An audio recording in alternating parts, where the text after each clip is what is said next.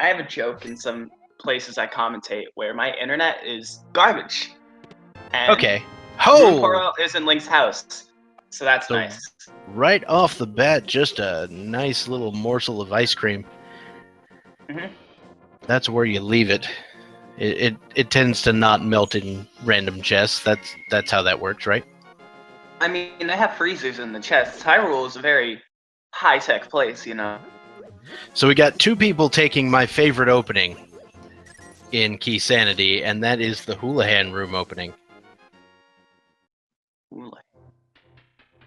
I gotta see what Ninban did here, because I don't know how you do the Houlihan without going into the cave first.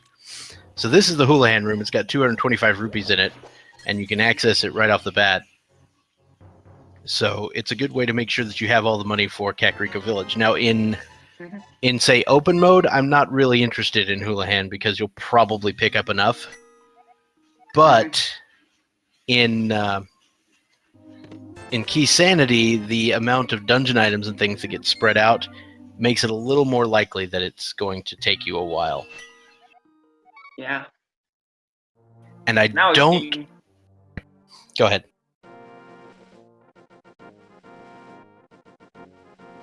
Anyway, I don't like going to Escape or to Uncle without doing the rest of Escape. So that's why I like to do the other one. But, you know, everyone is entitled to their own routing.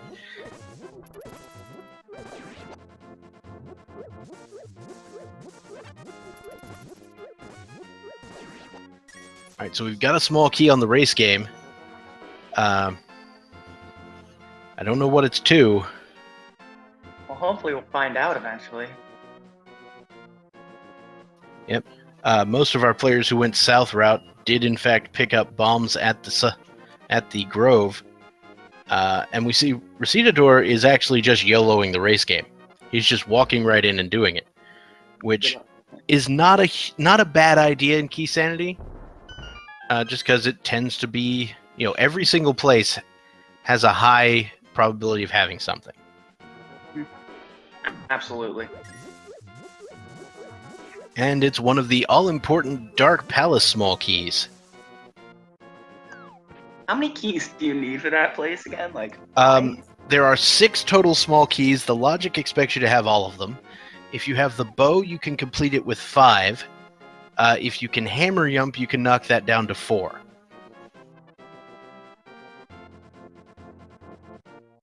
So it's good luck. Just Yep. good luck. You're gonna need to have fun. What's in the library? Was that I believe it was another small key. Yeah, I don't know. I didn't. That's one thing I've noticed about this game. Trying to get into it is that people check stuff like maps and stuff like that just so fast that I don't even know how they see the item. Speaking of map, we found the map of Turtle Rock in the tavern. And now we're going to see Blind's Hut. We've got the single arrow of validation. Nice. The Palace of Darkness map. And 2 big hearts. That's, okay. And a Turtle Rock small key. So, we also found Blue Rupee in the Chicken Hut. This is definitely Keysanity, yes. Sorry about the lack of title on the stream, but yes, this is Keysanity.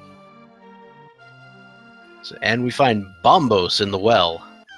That's a good find. Yep, Bombos could be used to open some dungeons and can also be your only access into Ice Palace sometimes.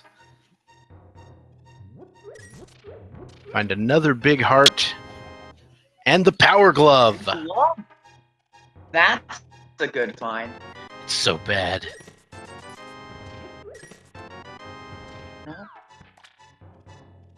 But there we go. And we just had a bomb upgrade at the bottle vendor. No real surprises there.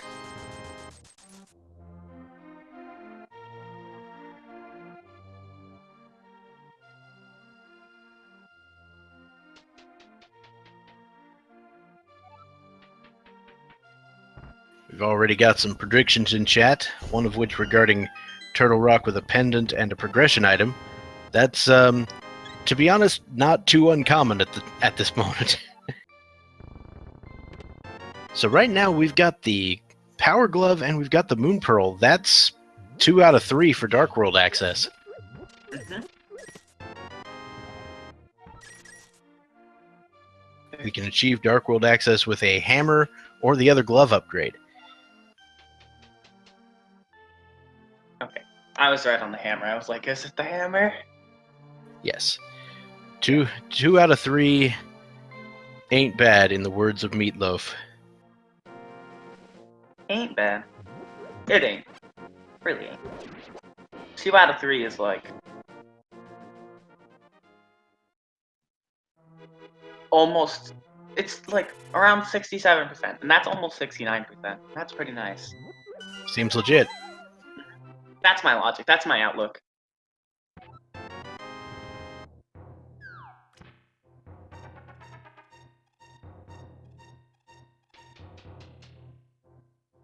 Alright, so NYRambler finishes off the race game. And that ends that situation. Mhm. Alright, so NYRambler will now be heading toward the south of Kakariko, or of Hyrule. You know, the whole place, not just Kakariko. But No, Ninban... this is all Kakariko. This Hyrule's now Kakariko. No! Anyways, we're going to the back of Escape with Ninban, and we find really just a bunch of junk. I mean, it's 2 big 20s. That's like 2 free. It's 2 out of 28. That's like 2 free Big Macs. I mean, like Big Macs. So those are just bombs, and I believe that was Lumberjack Cave. So yes, bombs in Lumberjack Cave, meaning the likelihood that Aghanim is required is diminishing by the minute. Yeah, I was gonna say that really lowers the chance of Aga 1. I mean, it still could be possible. We still need that hammer. We have no idea where it is. All right, so we see NYRambler is making the play on the desert area, it looks like. He's picking up bombs from the bush crab, or in this case, the rock crab. And he's making the play on Aghanis Cave. So this is sort of an out-of-the-way location that a lot of people don't like checking this early, but I don't dislike it. So Ninban is, of course, coming out of what's got to be your favorite area. Please. The dam. I know. I get it. I get it. I understand. I'm bad. Sorry. I know. It's It all had right. to happen. I know. I don't forgive you, but it's alright. Okay. We see Solski's doing the late Houlihan room. And it looks like NYRambler's gamble paid off. Big time. Hey. Because There's some guy whose name is about like sunglasses or something, who like talks about the cane. Mm-hmm. Yeah. No, shout out to the Shades. The all I know is that he has quite a treasure there in that cane of Samaria. Yeah. Well, hopefully see if this cave has a treasure. Yep. And upon further reflection, we find the mirror in Mini Moldorm Cave. Oh yeah. That's nice. That's a treasure. As well as just a butt ton of cash. Nice. And that's going to bring Ninban up to Zora money. Yeah. Zora money is 300? 500. I'm so off. Yeah, you need 500 rupees to purchase Zora's item. So I wouldn't be surprised to see Ninban do the fake flipper trick and start heading up that direction, because Zora's item actually is in the logic when you have the glove. You can get there. The way you get there using the glove is probably the least efficient way to get there, but you can. It gets you there. And so the oh, sorry. No, go ahead. And also the Moon Pearl here allows the trip to be even more worth it, because you can check the waterfall cave.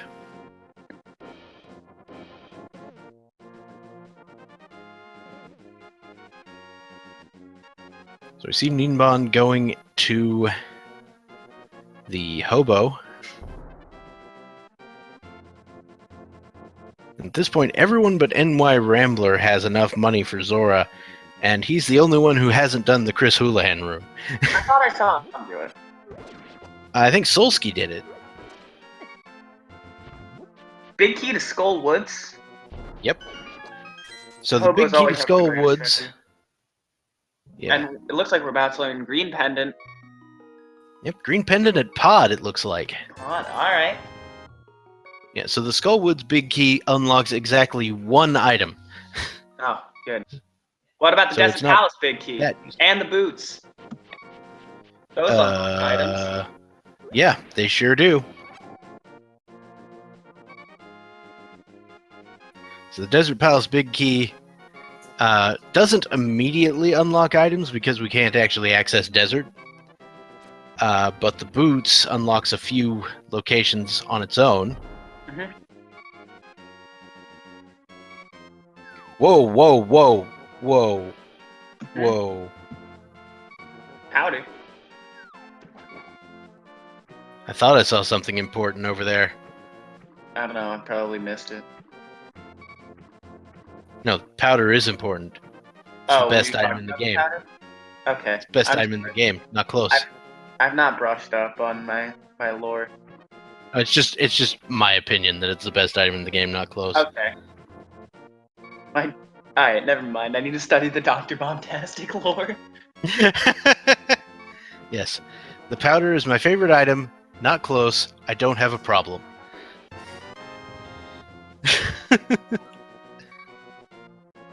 Not even picking up the arrows. How rude.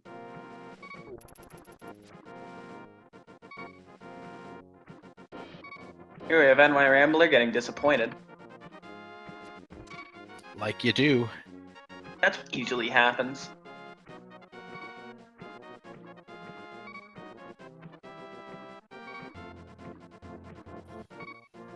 You walk into a place looking for some progression, and like my parents, you wind up disappointed. I mean, what? Oh my, why? You know, we're only 13 minutes in. You don't have to do this to me. I'm messing with you. I know.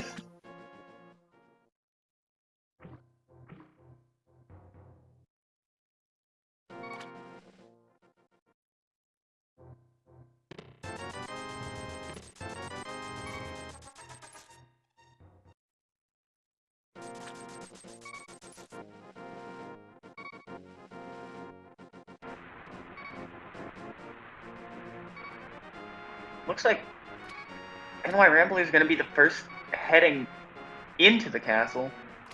So, for the Silverain, you're asking about tree pulls. So, tree pulls are randomized in this game. There are 3 tiers of them, and you can get one of them for just killing an enemy, then pulling the tree. The second one would be kill 4 enemies, take damage, pull the tree. The third one would be kill 4 enemies, don't take damage, pull the tree. What?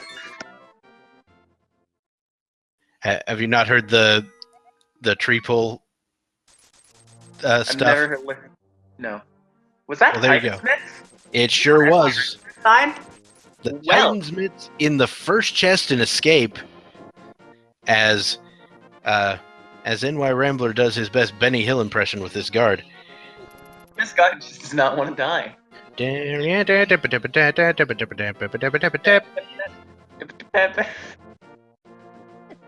Alright. You gotta get him eventually. Come on, NYR. I believe in you, NYRambler. There you go. did it. So yeah, escape is a little bit awkward when you don't have a straight up reliable, repeatable weapon. And cannon bombs are not the most reliable. They're not the least reliable. Escape I mean, on they Titan. probably are. We're not really doing a good job of tagging.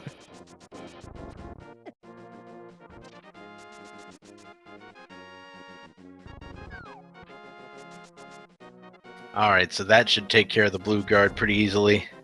Yep.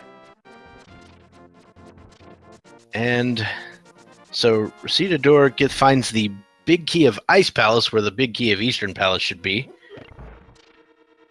They both have palace in the name. Yeah, close enough. Yeah. And they're both blue, sort of. Potato, potato. Just use it anyways. What kind of dungeons are so different that there's 10 dungeons and none of them share a key shape? Like, they're just giant figures in Hyrule. Why do they not share a key shape? I mean, somebody's a little better at security than you think. You know what? You don't have to answer my questions. I'll just. I didn't say better than you. Yeah, no, I know. So we got a map to desert all the way down and the So for those of you who don't know the maps actually matter in this game.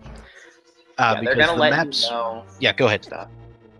They're gonna when you get a map to a dungeon, that will make the Hyrule map show whether it is a crystal or pendant, which is good because you want to do all the crystal dungeons to see Ganon. Ganon asks for some new jewelry, and you want to get him all the crystals you can. So you have to get all the crystals before seeing Ganon. So, of course, that Titan's mid, of course. And I just said of course twice in a row, and I don't know what's wrong with me. Of course. Of course. Of course. No. That also gives them access to the Dark World. So we see NYRambler making his way through Village of Outcasts. And there's the Turtle Rock Big Key. We've had already quite a few big keys. A horse is of course. A horse, I don't know. And no one can talk to a horse, of course. Captain, why? That is, of course, unless the horse is the famous Mr. Ed, and now I am very, very old. Okay. Yeah. Okay. You say so. That is a very, very old TV show. Okay. The talking horse. Oh, fun. That's my favorite thing.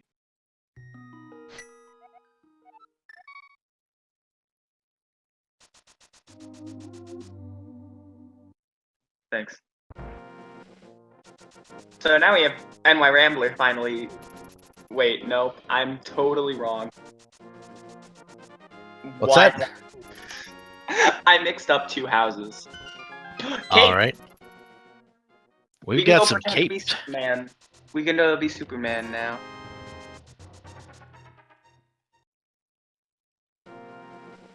Yes, just don't get sucked into a jet engine or something. Oh no. That's Syndrome, Scott. Correct.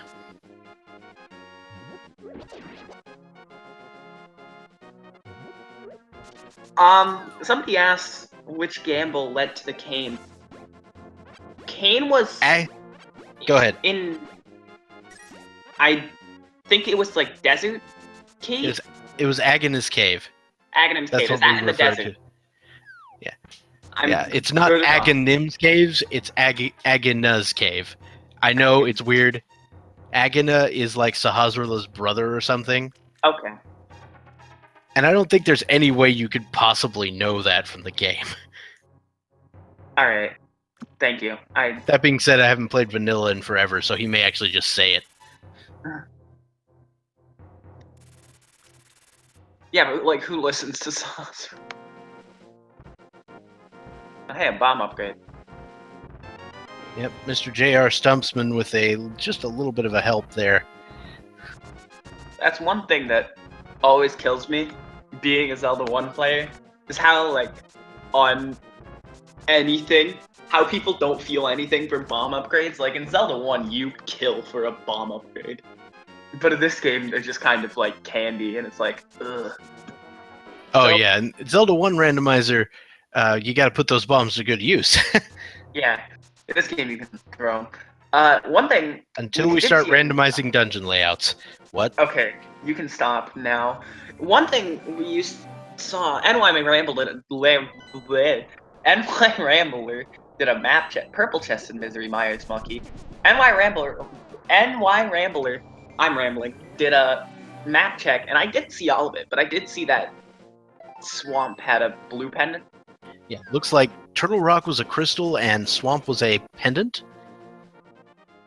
So Pendant Swamp actually does quite a bit for the logic here, because Pendant Swamp means you may not require a lot of the items, as well as the ever so elusive Swamp Palace small key. Oh yeah, you can like drown a key in that game, in the dungeon. Yeah, but in Keysanity, when you like in open mode or whatever, if you're doing normal. I'm sorry. We have Pipe Cave and Ether. We do. Oh, there's the flute. And Bottle. So Ether, flute, Ice Rod, Bottle. Wow. That's Pipe Cave. That is a mess.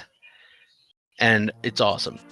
So, what was I talking about? I don't know. I interrupted you to talk about. Oh yeah, Swamp Palace. So in normal like vanilla game, the first chest in Swamp Palace is guaranteed to have that small key to let you in the door. Mm-hmm. Not so in Keysanity. That could be anywhere. So Swamp Palace has an additional sort of requirement of having that key. Oh boy. But of course it can be in that chest too, just to troll you. Something is missing. The big key? And then unable to continue in Tower Hera. And it looks like the 5 and 6 crystals were Skull Woods and Thieves Town, according to the bomb vendor.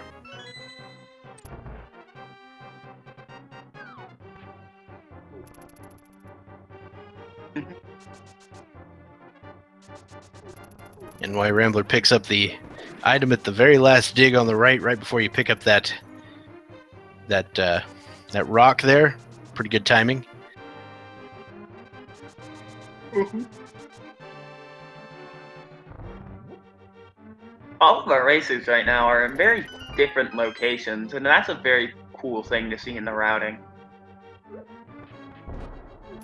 Okay, then NYRambler checking that key on top of library.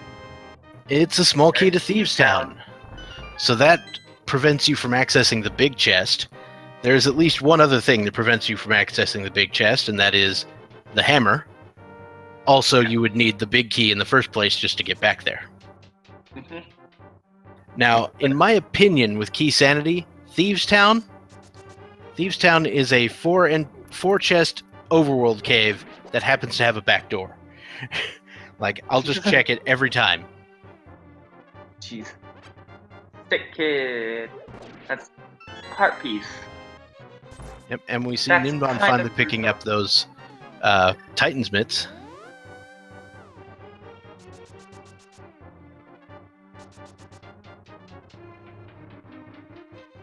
And Recitador is doing what I was talking about and checking Thieves Town.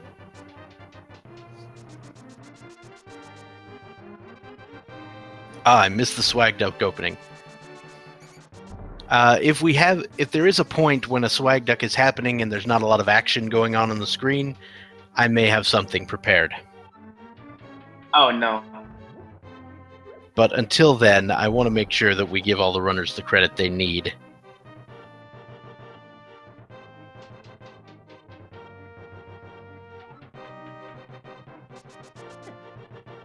We have a Meyer.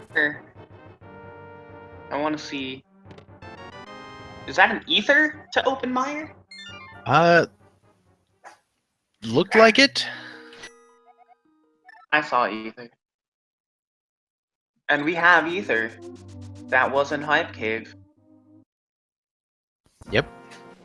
Sure do have an ether, and NYRambler also has the Cane of Samaria. He could, assuming he finds the big key, he could potentially actually complete Meyer. Hmm? Now, in his current state, I wouldn't wish it on my worst enemy. But we have Because- Hookshot and Checkerboard Cave. Ho ho! Oh yeah, we can't even get in because we don't have the sword. What a shame. I was like, it's awful hard to damage Vitreous without a sword or something like that. Then I realized you can't even really get in. Speaking of which, we now have desert access due to having the flute and the mirror and the mitts. Not the book. And I We don't believe have we the- had lots of... Lumberjack believe- just had 3 bombs. I think we have a... I think we have the big key of desert. I don't think we have the small key. I think we've seen the big key before. Yeah, we have the big key. It was in Sahasrah's closet. Yeah, along with Um, some other good thing, boots. I don't remember seeing that.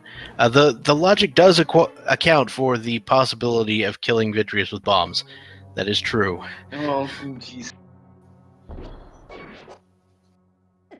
But you can't even get in there without a sword anyway. So. Yeah. How do you kill Landman with that equipment? You use the Cane of Samaria. Cane of Samaria. Solves all your problems. Ice Rod also works. Found Ice Rod is yeah. way better. We have 2 of those things. But I like Cane. Cane strats are fun. So we see NYRambler is making the play on Death Mountain. Unfortunately, getting a little sidetracked after getting the nice little spin speed trick, or in this case, the hook shot speed trick. Unfortunately, Solski's taking a death from Skullwood. I believe it was intentional to get out of the room. I'm not used to intentional deaths. I mean, Yeah.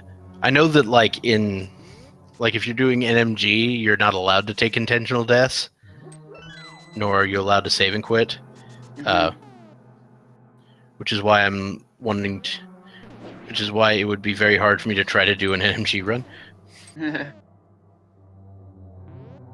Also because I'm bad.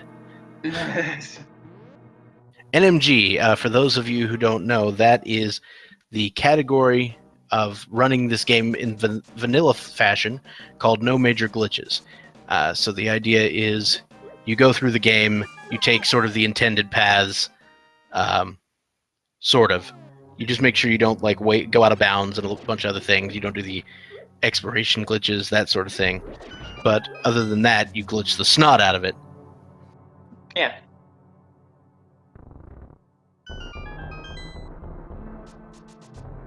Big key of Misery Mire in Skullwoods? Neat. So Nice. there's the fire rod in Fire Rod. Paradox Cave, in the five chest section of Paradox Cave. And the compass to Misery Mire. NYRambler's been knocking the seat out of the park so far. Yeah, he has been taking all of the right plays. Yeah, if you see what everybody else has, he has hookshot, got flute, got ether, cape. He's definitely been making the good plays. There is, of course, one thing that no one has. That's a sword. Goodness. Oh, hey. Great minds think alike. Hopefully we'll find one soon. Swords are usually good. Usually. I can't think of a situation where a sword would be bad to have. Maybe in swordless it wouldn't be good. Yeah, if you get a sword in swordless, you've clearly hacked the game and you're disqualified. Yeah, that's probably been.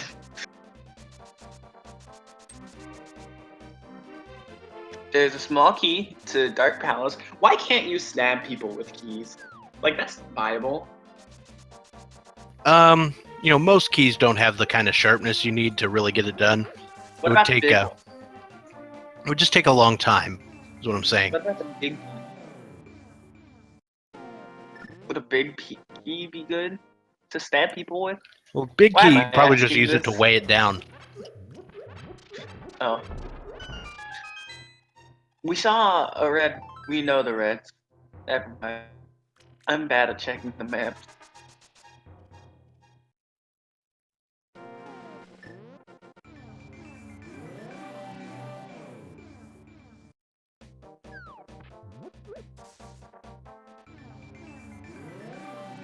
Yeah, the keys are pretty frail. You use them once and they disappear. Yeah, I've always wondered why or how.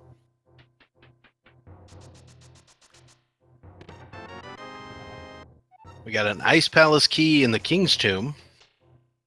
Thieves Town Big Key and NYRambler in whatever this case.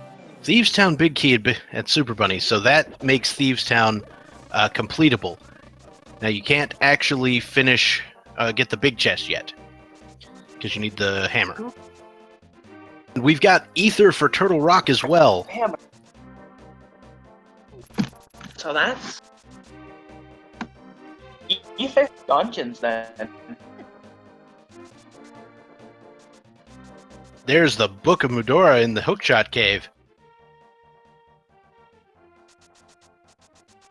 So NYRambler is getting rewarded significantly for doing all of this overworld checking. You know what I mean? Absolutely.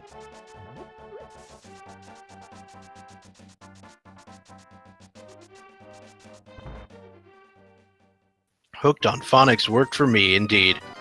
Hooked on phonics. Don't hate me.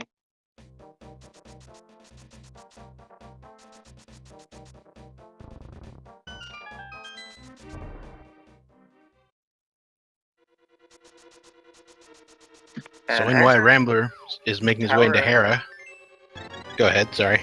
I was literally saying the same thing. With the book, we can see what is on the tablets. We can also see what is on the pedestal if we so desire, but we cannot grab either of those because we don't have the Master Sword or better for the tablets, or all three pendants for the pedestal. Yep. And there's the Desert Palace small key in the back of Hera. So that's actually pretty interesting.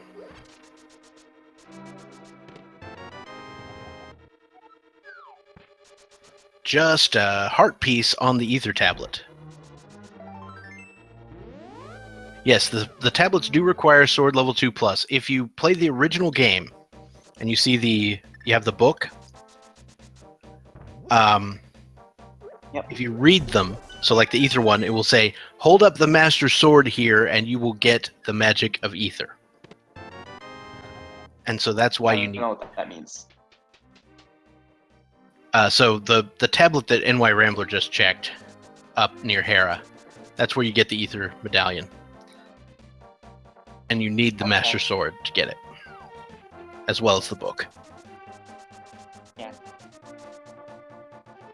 What I remember is there's 2 medallions you get from these tablets, and then there's one you get from just kind of throwing a rock into a circle and a catfish comes out. Yep. That's what I remember about this game. The earthquaking catfish. Yeah. Yes, you quake. Nice medallion. That's like a Japanese mythology reference, actually.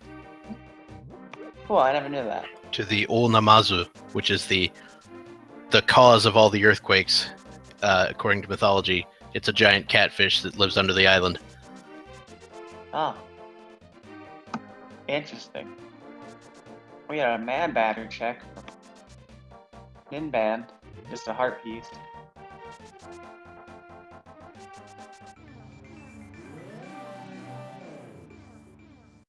And Ninban has purple chest following him, which we learned was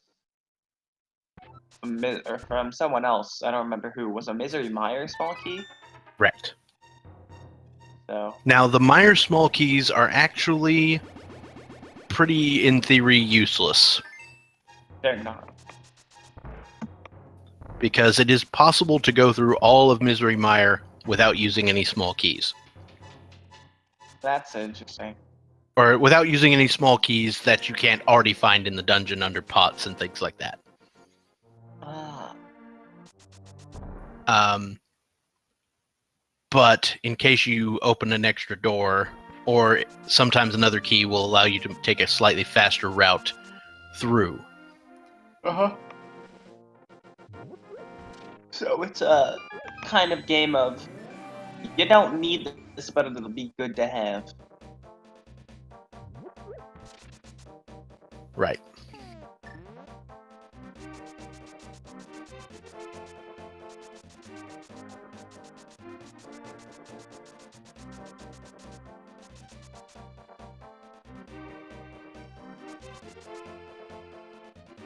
So I feel like NYRambler, as he heads through here, I feel like he might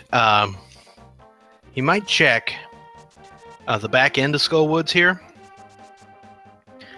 and he may pick up, like, go in and pick up that one chest that's there, and maybe it'll be a sword, which will allow him to get to the back of the dungeon.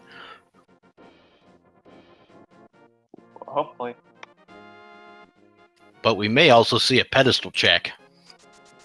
Big. That's a big 20 on the pedestal.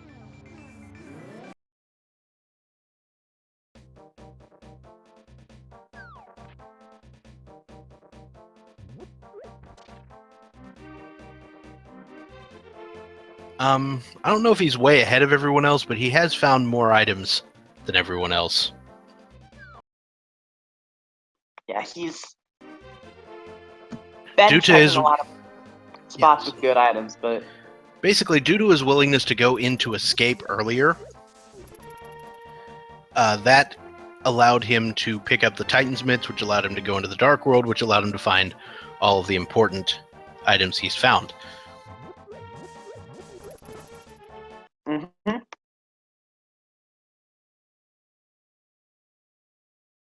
Yes, and we do see NYRambler going into the back of Skullwoods. Good for him, he does not attempt to head down the center path. Because you can't get to Mothula without a sword.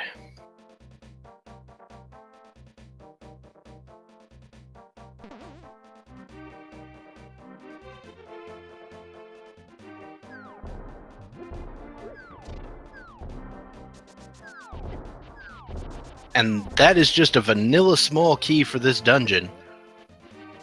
And so NYRambler is going to be forced to leave without any sort of Mothula, but we are going to see what's on the pedestal, ladies and gentlemen. Get your pedestal hype ready. It's a sword! There's a sword on the pedestal.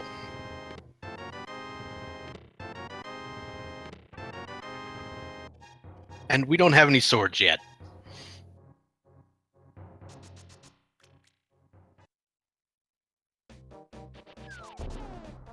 So far, our pendants are Pod, for which you need no sword.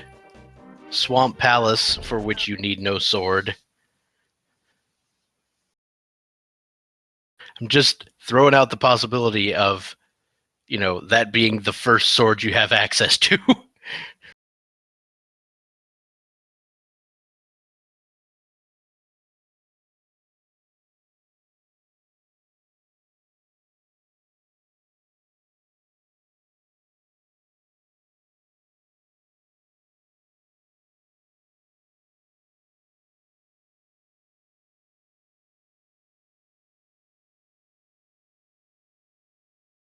It is extremely unlikely, but it is possible.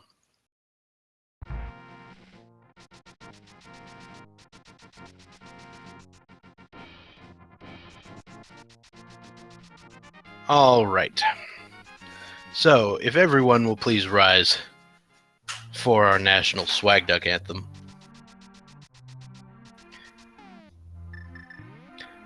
Should our old acquaintances be forgotten and never ever brought into our minds? Should old acquaintances ever be forgotten and all of our days of auld lang syne?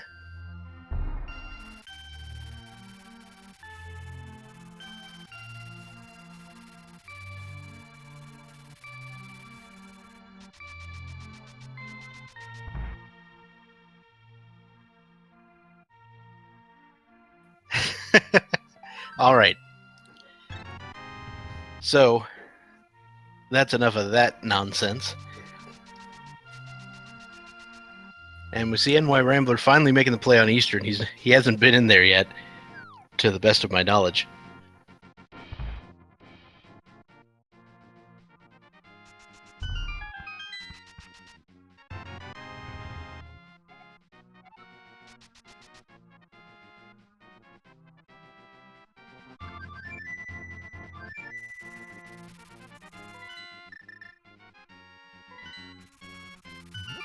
Yes, additional nonsense is required.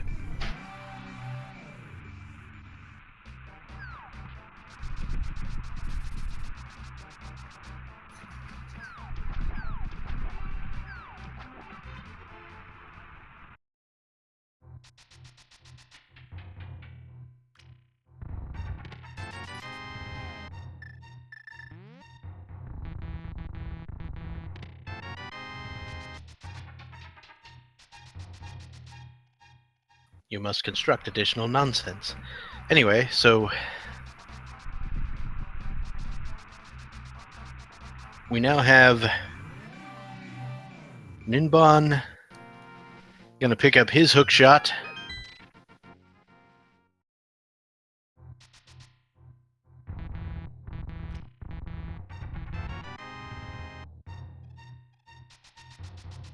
And NYRambler making his way through Eastern Palace.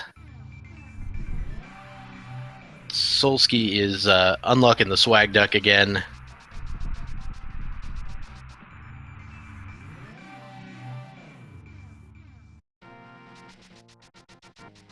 Having a little bit of a zoomed in experience on Solski today.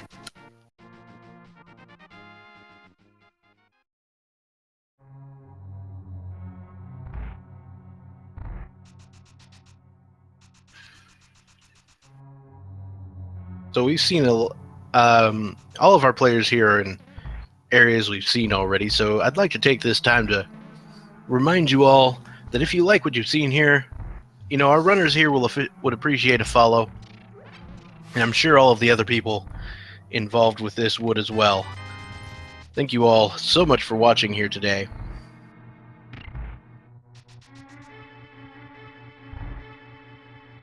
I also would like to shout out our two trackers who get, so little credit for making this stream run smoothly. We've got Unknown Availability and Melee Wizard running the trackers today, so thank you very much to those.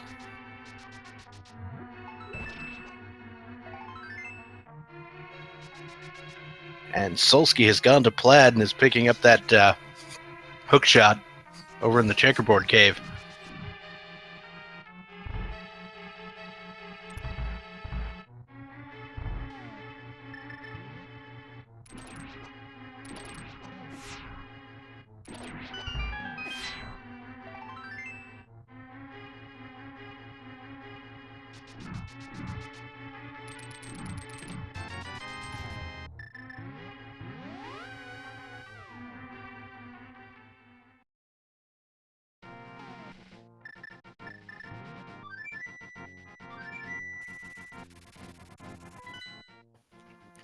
All right, so next place of business. We have no swords, so where are we going to go?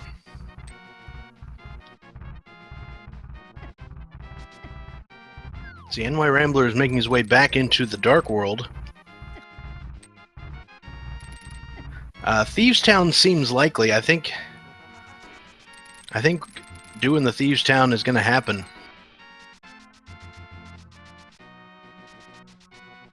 It's a good question.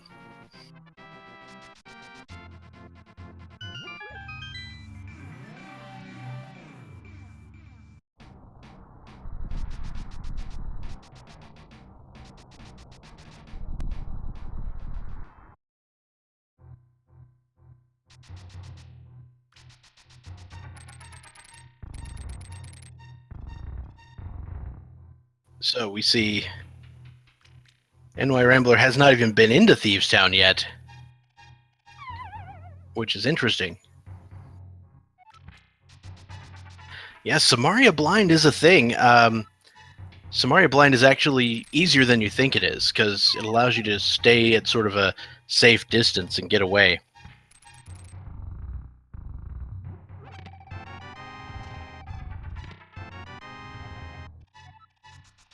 But yeah, it doesn't seem like it would be particularly difficult to survive.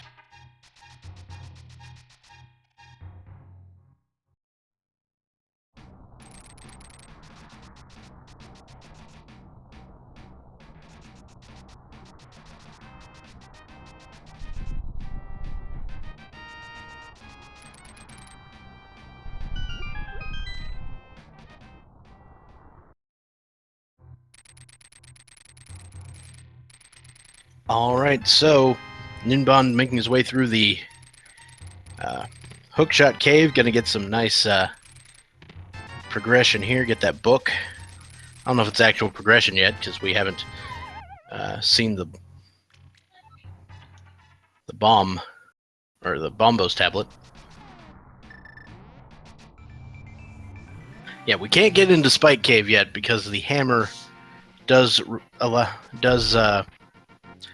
keep you out of there. Now, the good news is, if you walk into Spike Cave without the hammer, you just see them and walk out. You're good. If you walk into Spike Cave without the glove, you knock down the pegs, walk all the way down the spikes, and then you are unable to get through.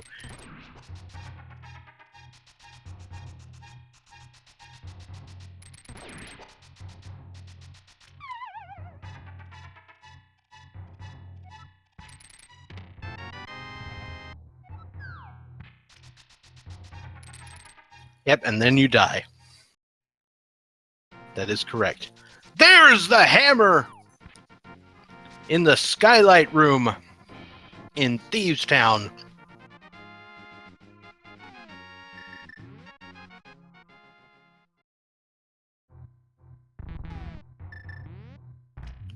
So the Skylight Room in Thieves Town has the hammer, which also means you can check the big chest while you're here.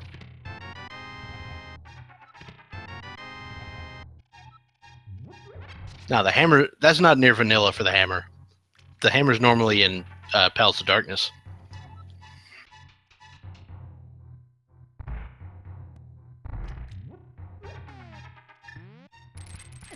Or are you saying the pedestal was near vanilla? Because the pedestal is near vanilla. It's a sword.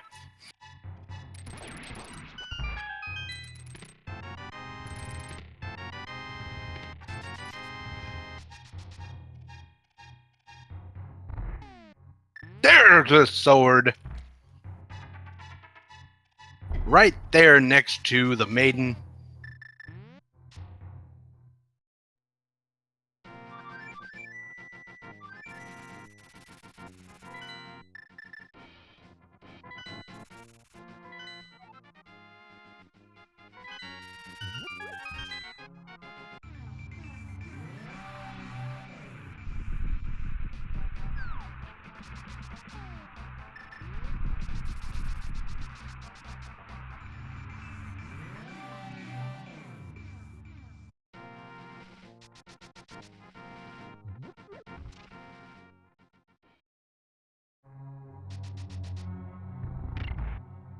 All right.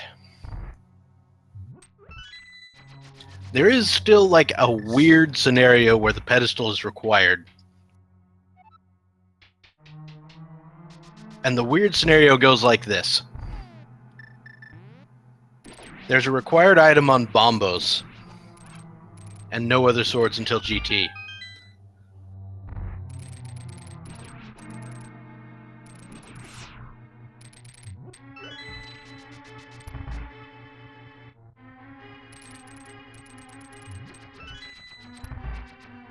Alright, so NYRambler making use of fairies to take down Blind.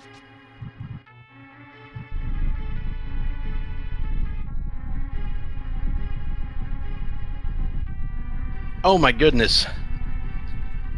NYRambler falls to Blind. Press F to pay respects, everybody. And we see Ninban making the play on Landmolas.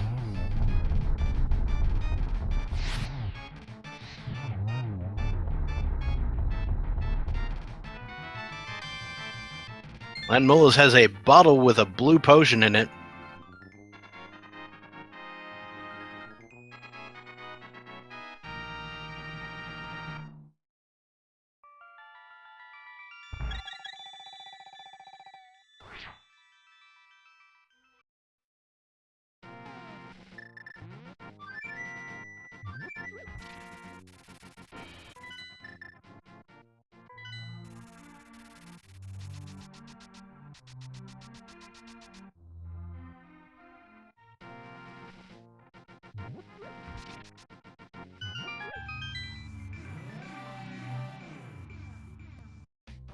And off we go. So,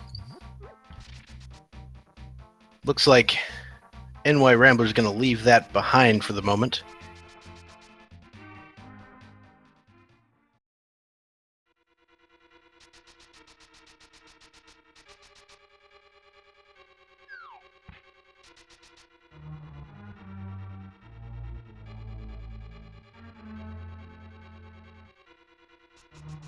Alright, so we had a crystal in Desert Palace, and Ninban finished it off.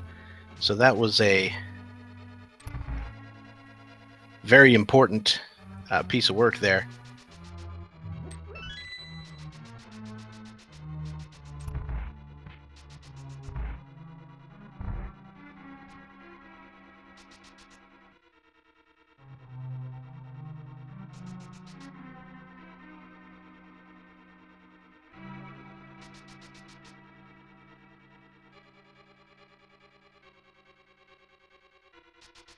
So, yeah,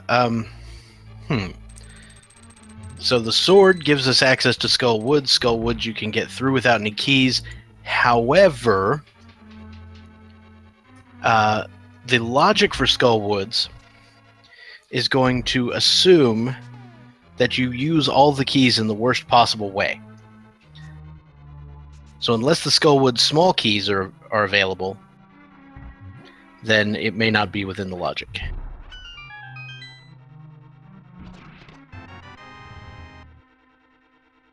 Alright, NYRambler now heading into Blind. Gonna get those 9 hits off. This time with a lot more health and a potion. I think he should be okay. Also magic. And a cape.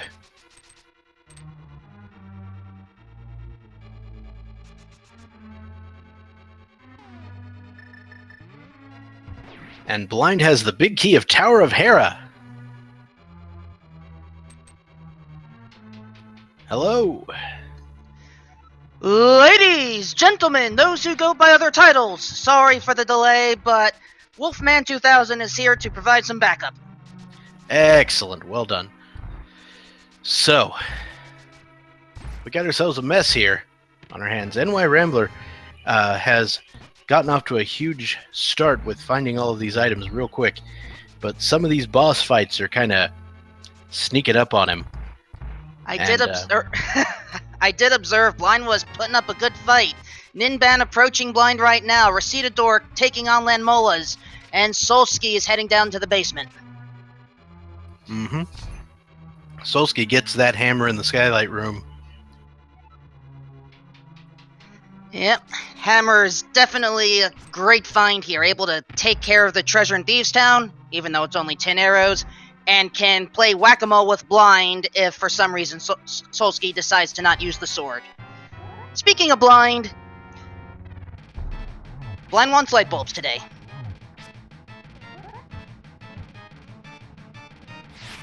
Mm-hmm.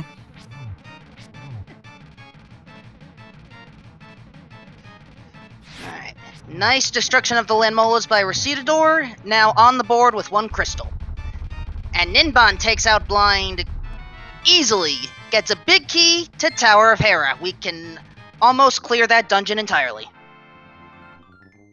Yeah, we will need that small key to get the last item in the basement.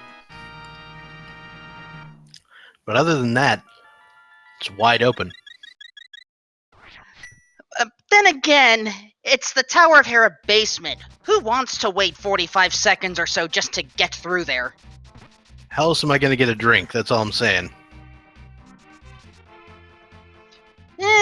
Okay, I'll give you that. Sometimes it is good to get a little break. Maybe a dance break. Ninban is checking out MC Hammer's vault right now.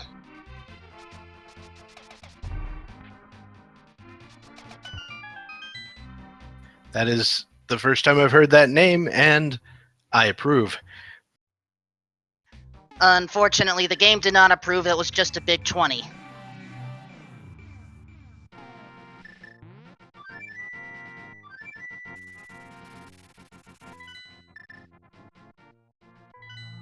Solski now has the crystal, and I think NYRambler is, Spike Cave possibility or Tower of Hera? For all I know, we could see both. But, not at the same time. Well, we're seeing Spike Cave first. Has to use that hook shot, get the distance, and then use the cape when near death. Yeah, that's the general idea.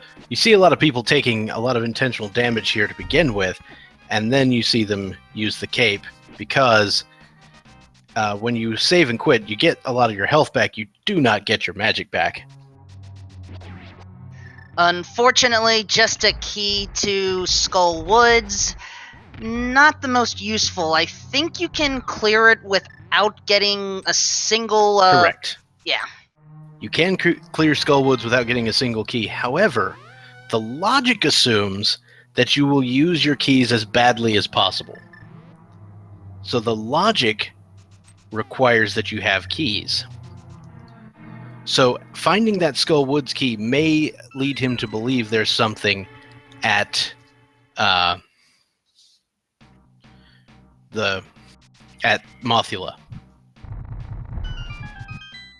And it's been a while since I've played the vanilla game, but I forgot there was a fairy fountain there. Nice. Yeah, me too. Good, Nice good job, NYRambler, on that one. The only time I ever go there is during entrance shuffle. Yeah, entrance shuffle, as we've both learned, is a thing. Yeah, it's basically the best. Even if I am the worst.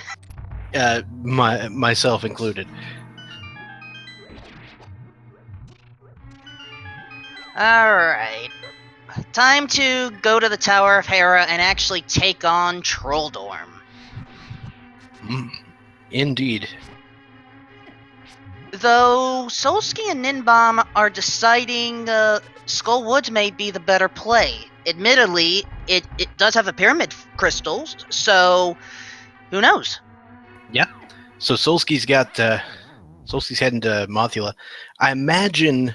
So NYRambler, you saw him have a little bit of trouble there with blind, and if you're having trouble with blind, Mothula in this current situation cannot be much better. Then again, I don't know if Trolldorm would be any better. I mean, you've seen how tricky Trolldorm can be, knocking everyone off. If you're patient and careful, usually Trolldorm won't bother you.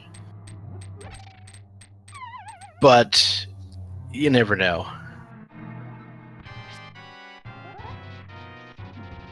Alright, Recitador is going after the light bulb enthusiastic now.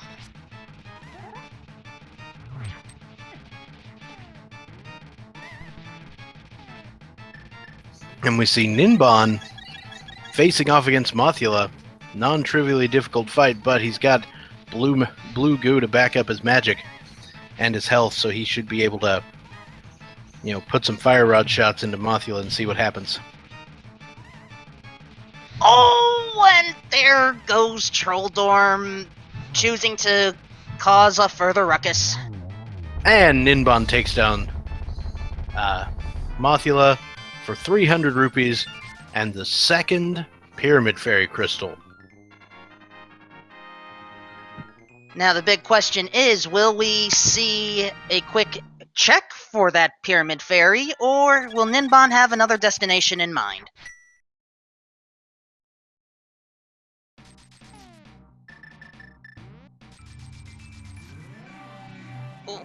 And while Recitador did have some good luck against Blind, Trolldorm is having none of it.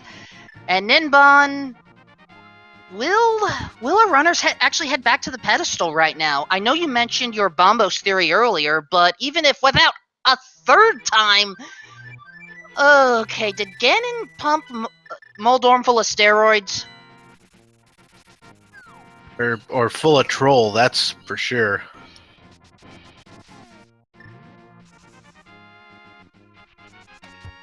Round 4.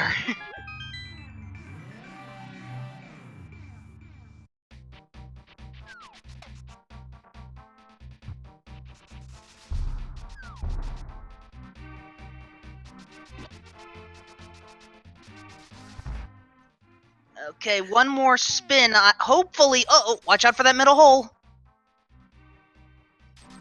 Yeah, I ideally at this point would not spin Trolldorm, because that's going to send him into his frenzy phase.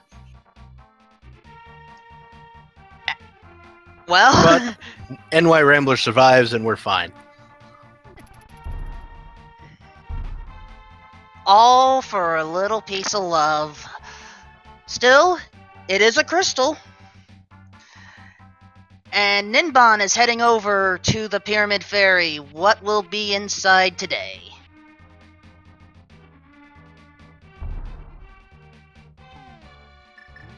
Yeah, I'm also not convinced he's even checked the pyramid proper, so... There's a small key there. Where is it for today? It's T-Rock. That's 2 or 3 that I've seen, I believe. So theoretically... Anybody else see that opening on the right? There's blue mail inside the Pyramid Fairy, so nothing progression-wise, but it's still great. Can you go back to your original thought about what you thought you saw on the right? Because I didn't notice it myself. Yeah, so when he exploded the bomb, and then went over to do the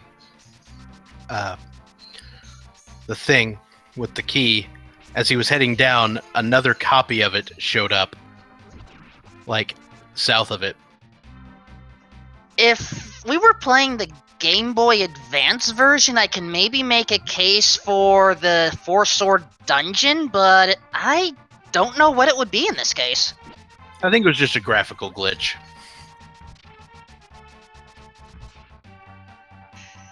Speaking of glitches, we have a bug to take out on Recitador's side.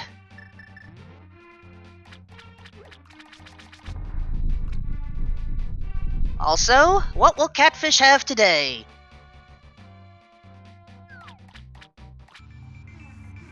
Everybody's favorite Big 20. If it's everyone's favorite, how come Ninban didn't pick it up? Well, it's everyone's favorite but the runners. The more Big 20s you see, the less progression you see, the more trolled the runners are getting. Which means we may end up with a needle in a haystack type of seed situation. We are still missing one known pendant dungeon, if I'm counting correctly. Have any of our runners done a map check to see what's at Eastern, Ice, or Misery Mire yet? Not that I know of. It looks like Ninban is doing what I was thinking of doing and fake flippering to Ice Palace. Now, Ice Palace, if I remember correctly, 8 treasure chests. If you know the bomb jump, you don't even need the big key. Ninban does have at least the small key on hand. I did not see if the big key was on hand.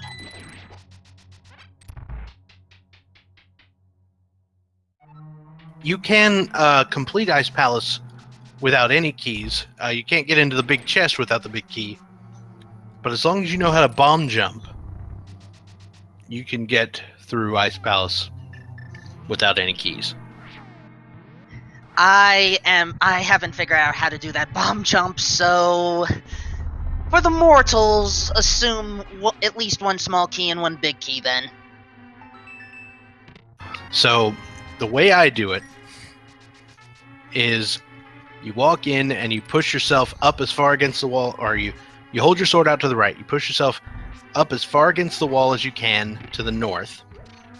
Then you back as close as you can up to the hole on the left.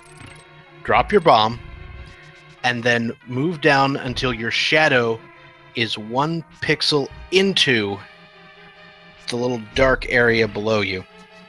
Or the top of your hat is 1 pixel into the border on the wall. And that will get you across. All the way north, get as close to the edge, move down. Oh, and Bombos tablet just has 3 bombs, I believe. Okay, so pedestal requirement is basically dead at this point.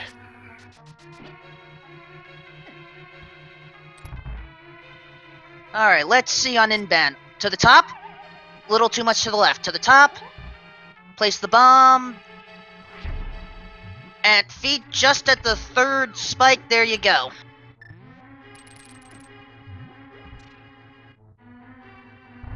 Yep, so a nice solid Ice Palace bomb jump. And we see him heading into this room with the pen gators. This is a room that can be cleared easily with a sword spin if you have tempered or above.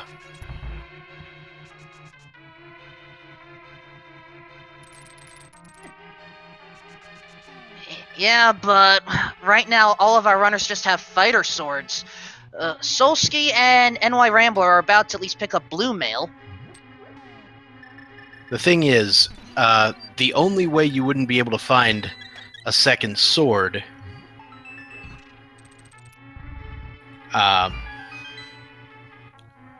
yeah, I think Pedestal was dead anyway, actually.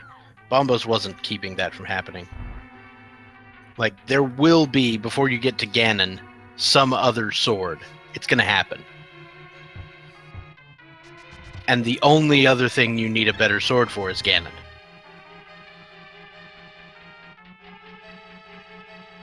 Well, perhaps the backside of Palace of Darkness may have something. Recitador is heading there now. Yeah. Backside of Pod, also known as Party Central. Well, hopefully it's a good type of party here.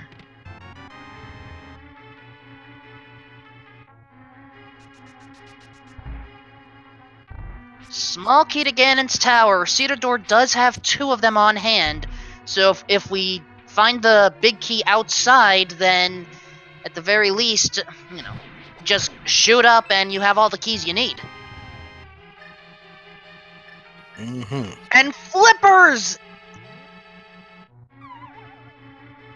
Oh boy.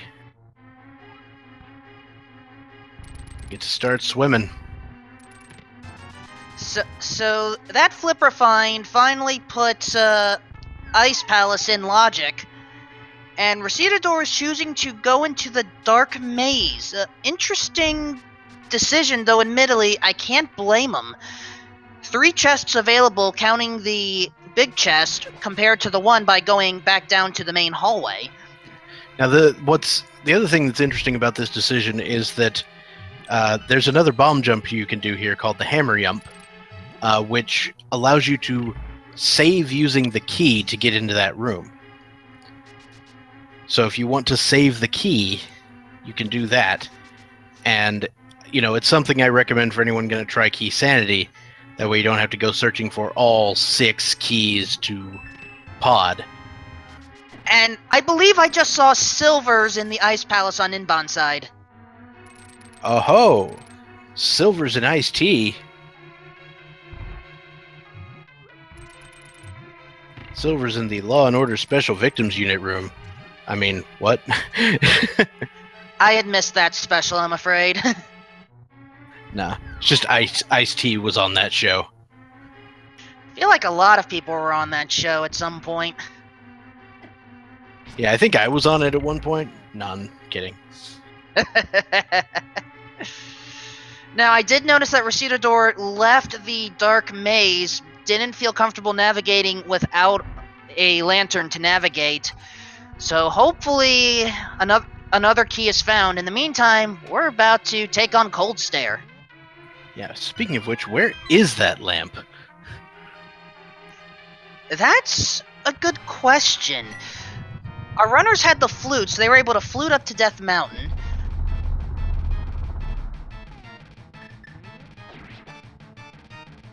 So then, where else could it be? Let's see. Palace of... Is it theoretically possible for... No, it can't be in Ganon's Tower because Turtle Rock is a crystal.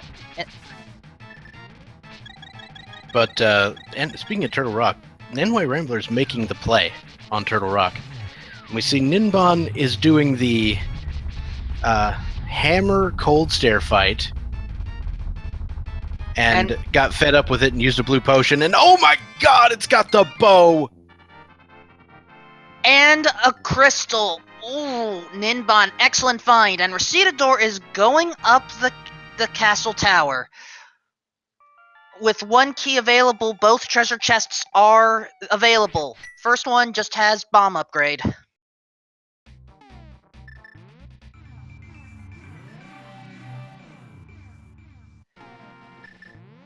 Oh, right, the second chest is lantern blocked, technically by the logic, so Recitador is saying no thanks. Right. The lantern, that room turns out actually not that difficult to navigate without the lantern. Just down, straight left, up, straight left, down, straight left, up. You've got it. Down, straight left, down, straight left, down, straight left, up. Did I get that right? You know, you go down, then up, then down and up. You alternate down and up, and then left in between. Thank you. Alright, Ninban is making the play on Meyer. Uh-oh! We have a frozen bird here. Will Ninban do something with it? Who knows? Oh, bird toss achieved! And hopefully the crowd will go wild for that.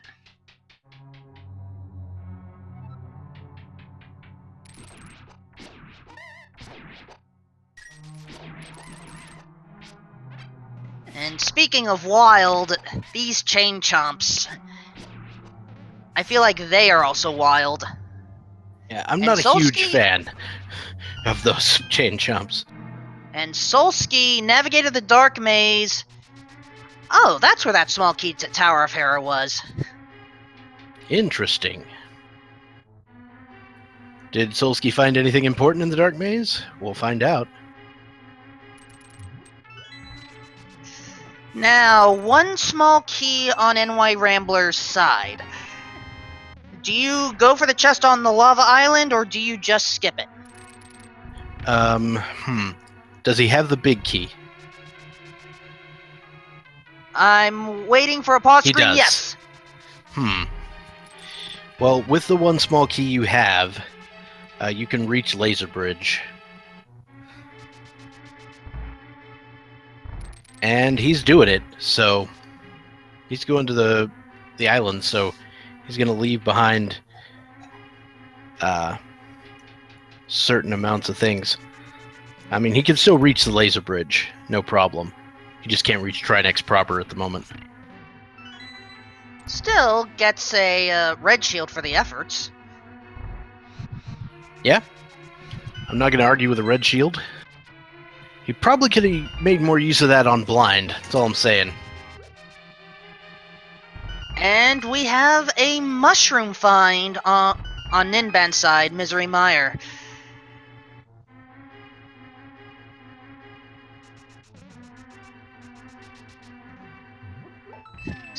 And the other armor upgrade is at the first chest of Swamp Palace.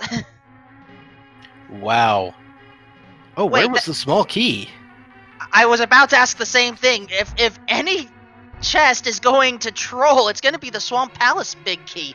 Oh! Well, So for those of you counting, that was I believe location number 133. No, I'm kidding. I have no idea. But there was the Ganon's Tower big key in a pendant dungeon, mind you. Oh boy.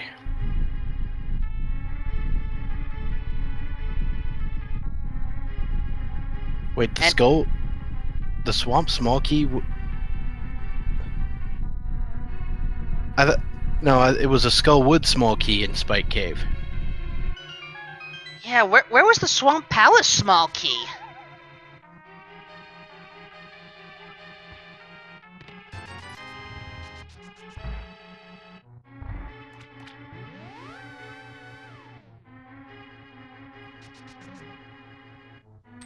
Oh well, we'll hopefully figure it out later.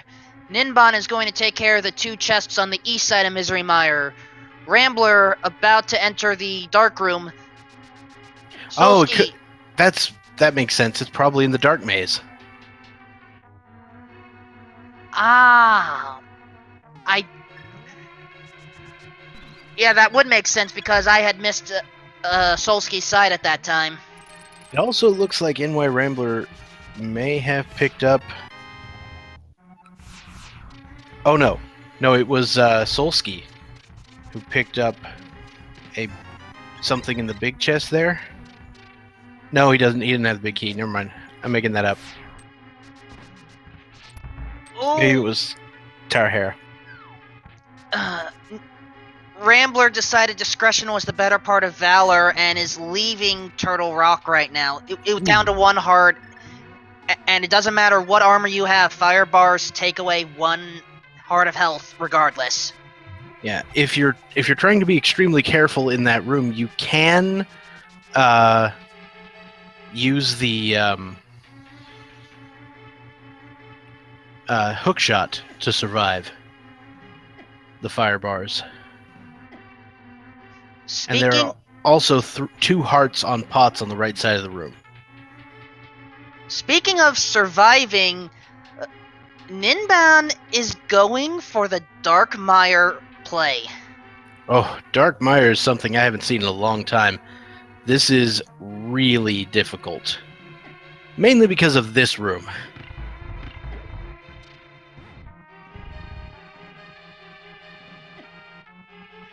Alright, Recitador takes out Trolldorm just fine. Solski's going for the 2 chests. Compass to Ganon's Tower, well, at least we'll have... I don't know if he's ever going to see that count go up.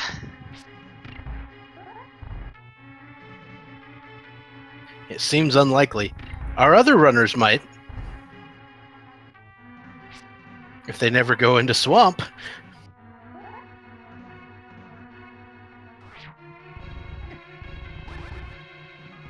Alright. So Ninban is, again, having... There it is. Oh, he had it. There we go. He got the switch.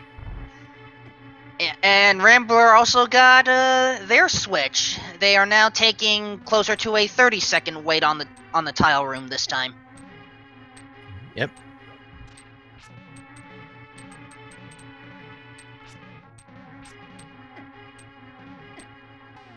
Oh, and Ninban, ooh, he was on 1/2 heart, but he made it. Got to that potion in time. Alright.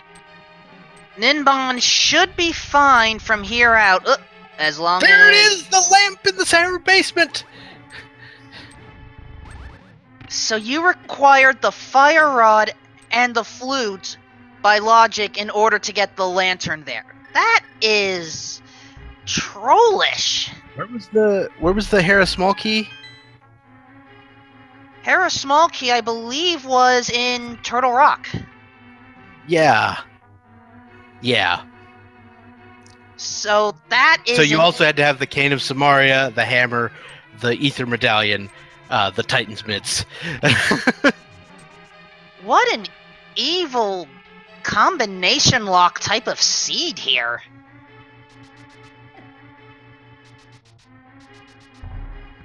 Good lord. Well, Ninban's gonna be glad he managed to make it through the Mire Dark Room. Yeah, indeed. And then we'll hopefully find out, what does Vitreous have besides the big 20? It's another crystal. Another crystal. I think we know where all 7 crystals are now. Because Ice Palace has one. Mire has one. Turtle Rock has one. Desert Tower, Skull Thief. Yeah. Eastern Palace is the 3rd pendant, folks. And it turns out, you know that thing with the bow? It's only required for GT. That's it. And the bow was found where again? I joined a little late for this. The bow was on Cold Stare. Oh, a required. Yep. Wow. So now let's think about go mode here for a second. Most of our runners need the bow. Ninban needs Ice Rod. All of our runners except Rambler require the lantern. Well, maybe not require, but heavily recommended. I actually believe that Ninban, minus a sword, of course, can consider himself in go mode.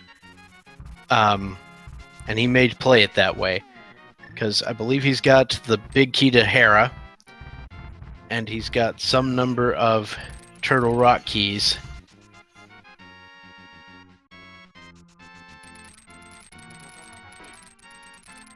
My previous commentator had to step away due to technical difficulties.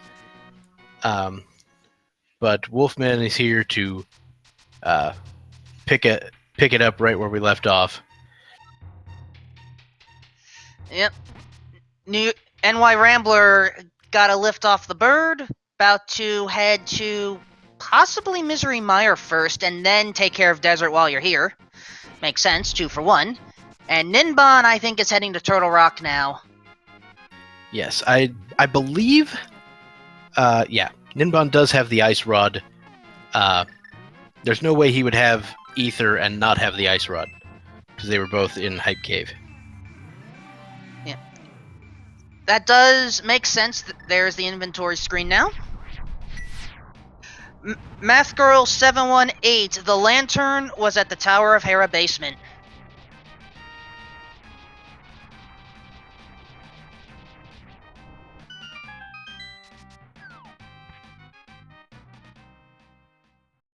And looks like we've had an additional bird toss. We are 2 for 4 of bird tosses today. That is impressive. Now, of course, I don't know if it's going to mean anything as far as official tracking goes. Very true. So we see Ninban making his way through Turtle Rock.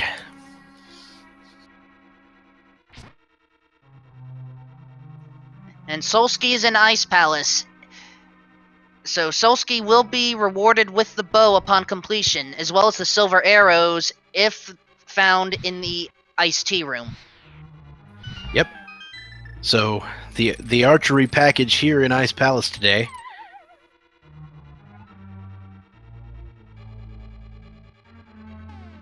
Alright, so Solski is opting not to bomb jump.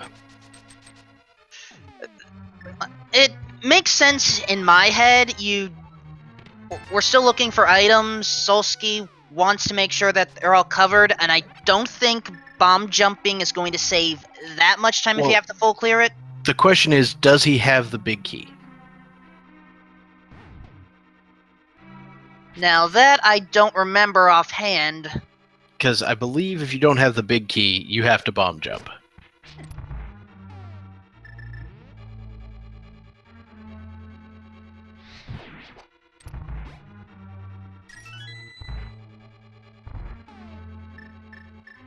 In the meantime, Chain Chomp room for Ninban. Always scary. Ooh, gets bit.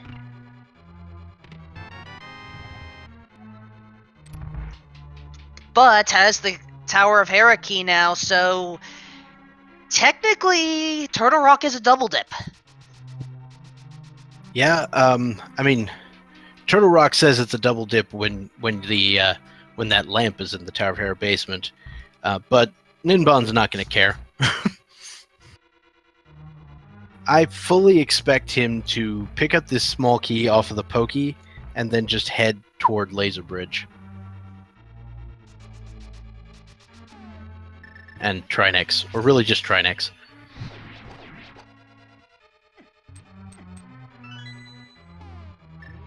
Alright, that's what he's doing.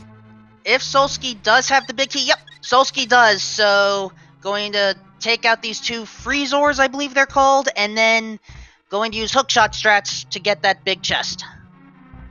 Yep, seems entirely reasonable.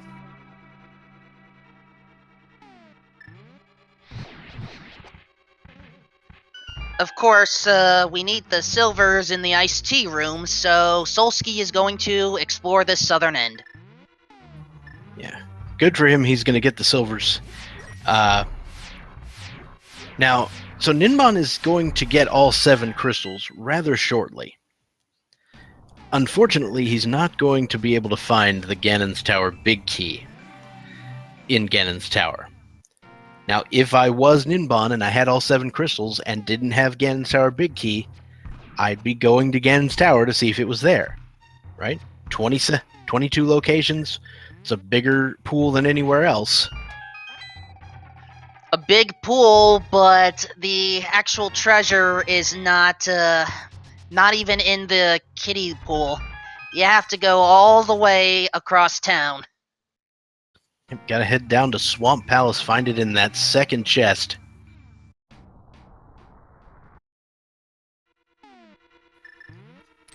And it does seem... And Ninban, by the way, doesn't even have the small key for Swamp Palace. Because the Swamp Palace big key was in the Dark Maze of Pod, I believe? I think so. I'm not convinced Ninban has even set foot in Pod. But perhaps he has. I know Recitador tried and failed to get through the Dark Maze. I thought someone else went through. Right, it was Solski that did. Because Solski has that big, all-important big key. Mm-hmm. So if you want to know what keys they have, if you look at their menu, at the bottom, you will see a list of numbers and check marks. Oh yeah, when you pick them up, there's a text that pops up that says, this is the key to whatever. And if something doesn't pop up, you know it's a key to the dungeon you're in at the time.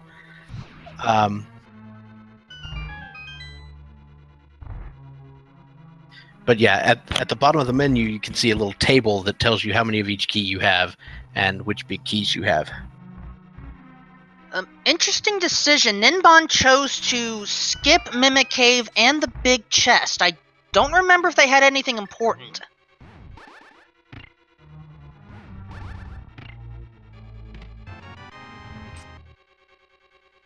And unfortunately, this is not Zelda 1. That boomerang is not that important here.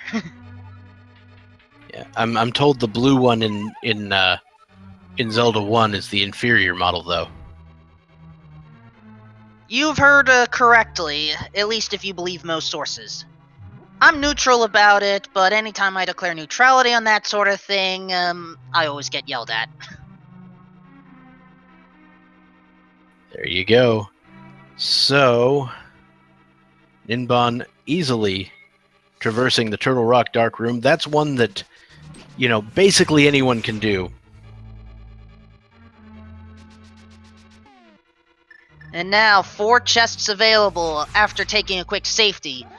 NYRambler gets some, are we gonna call that blue Gatorade or Pepsi or something?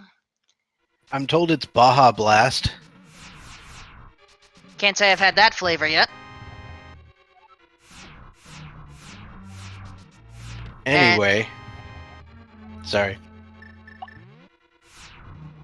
That was something from Swamp Palace. I didn't see what. There's and half magic. And a big 20.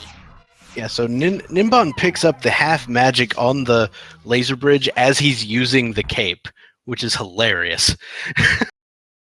And it was a good thing that safety was taken because unfortunate death, but just get right back up and finish the fight. So we're going to see Ninban make his way toward Trinex. We're going to probably see a Hammer Trinex fight, which is, you know, not the easiest thing, but also not the hardest thing. Yeah. You don't want to use Fighter Sword on Trinex, because you have to spin it.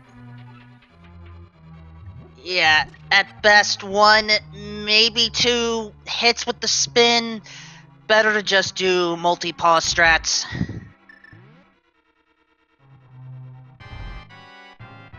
Alright, so 5 hits with the hammer to each head while it's vulnerable due to the elemental rod will destroy it. Ooh, very nice. Gets the switch right before the explosions start.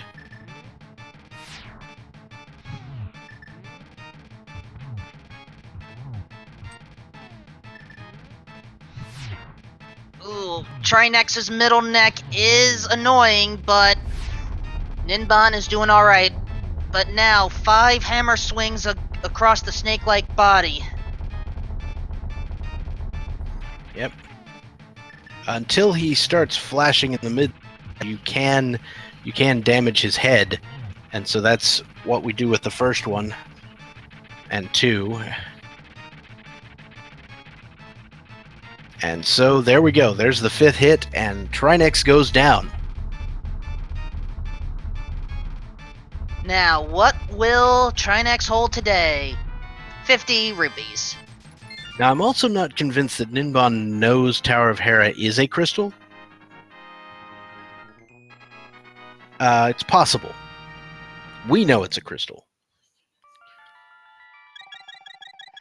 I don't have any evidence that says that Ninban knows. I think Ninban will check it anyway, and then we'll find, oh, crystal. Time to dive into GT, and then realize after dealing with the tile room, where's the big key? Yep.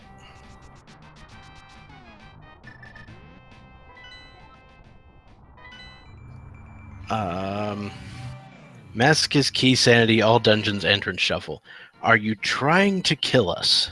Alright, Ninban just checked the map. I think he now has confirmation that Eastern is a pendant, so going straight up, going to go mode effectively Tower of Hera, but then be sorely disappointed at the end.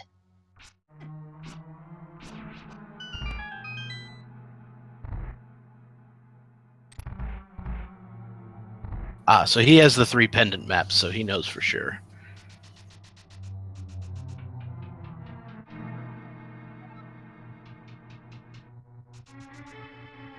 So JTN asks, is Master Shovel alive or dead? As far as required items go, the shovel is not going to be needed for anything at this point. However, if you're talking about the Master Sword at the pedestal, that is technically still possible. It's going to depend on if our runners find any while going up Ganon's tower. I'm not sure. I think Master Shovel might refer to shovel on the pedestal, and that's not even close to true. But yeah, it could be that the shovel's in Ganon's tower, and that's the first place they find another sword upgrade. Because we really need a sword upgrade.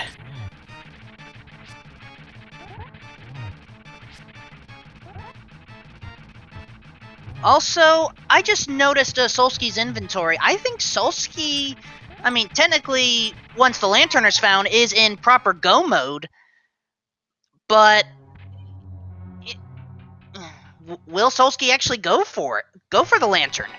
Managed to get through Dark Mire, has to not take any more damage. Yeah. I mean, if he gets through Dark Mire, that's probably the only thing standing between him and the end. And of course, the Master Sword.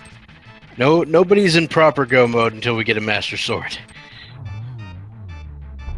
Yeah, excellent point there. This has been a pretty brutal seed sword-wise. And at the 1 hour 36 minute mark, Ninban is ready to ascend Ganon's tower, or rather descend Ganon's tower, and ascend with disappointment.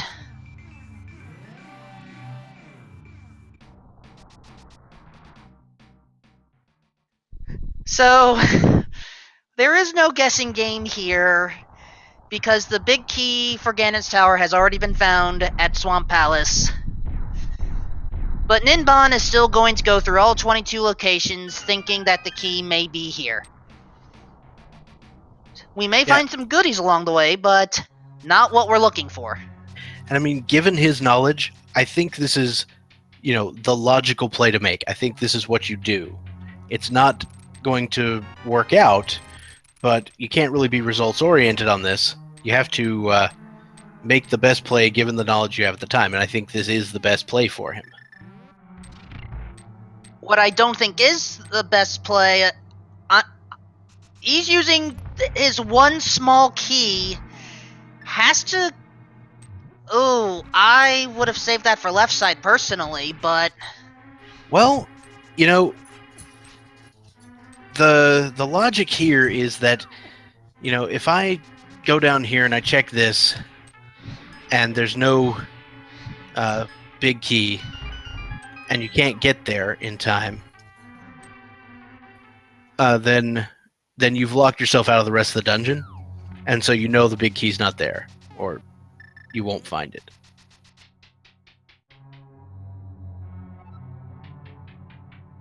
I apologize, Bob, but your namesake is no more. He'll be back.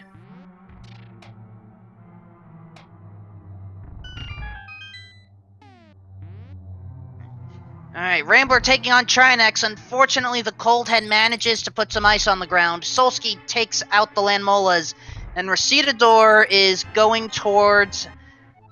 I don't know where. Big key to Swamp Palace.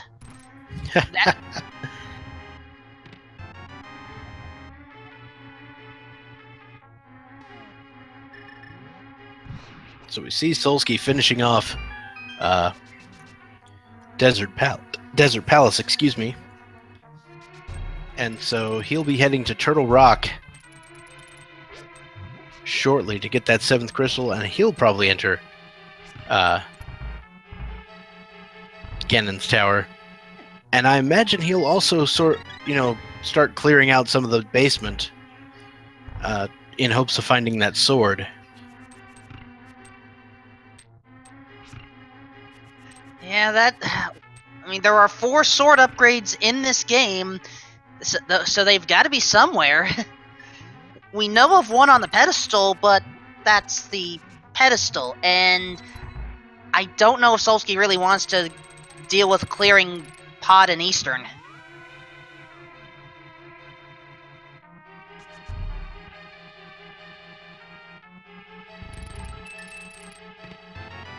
Alright. NYRambler takes out Trinex, and Ninban is now at least temporarily committed to right side. Has to light the 4 torches to get into that room and then be able to pick up the small key just beyond.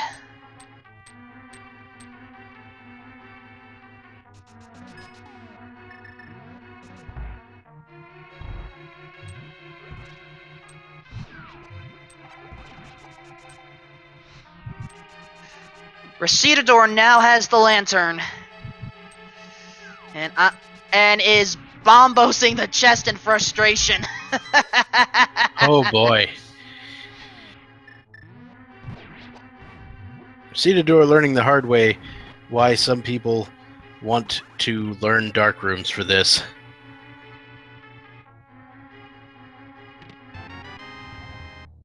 There's another Dark Palace small key. Couple of pieces of heart. And there's a Master Sword for Ninban in the compass chest on the right-hand side. So now all Ninban needs is the big key. Alright, so we see Ninban. He's going to make his way toward the rando room.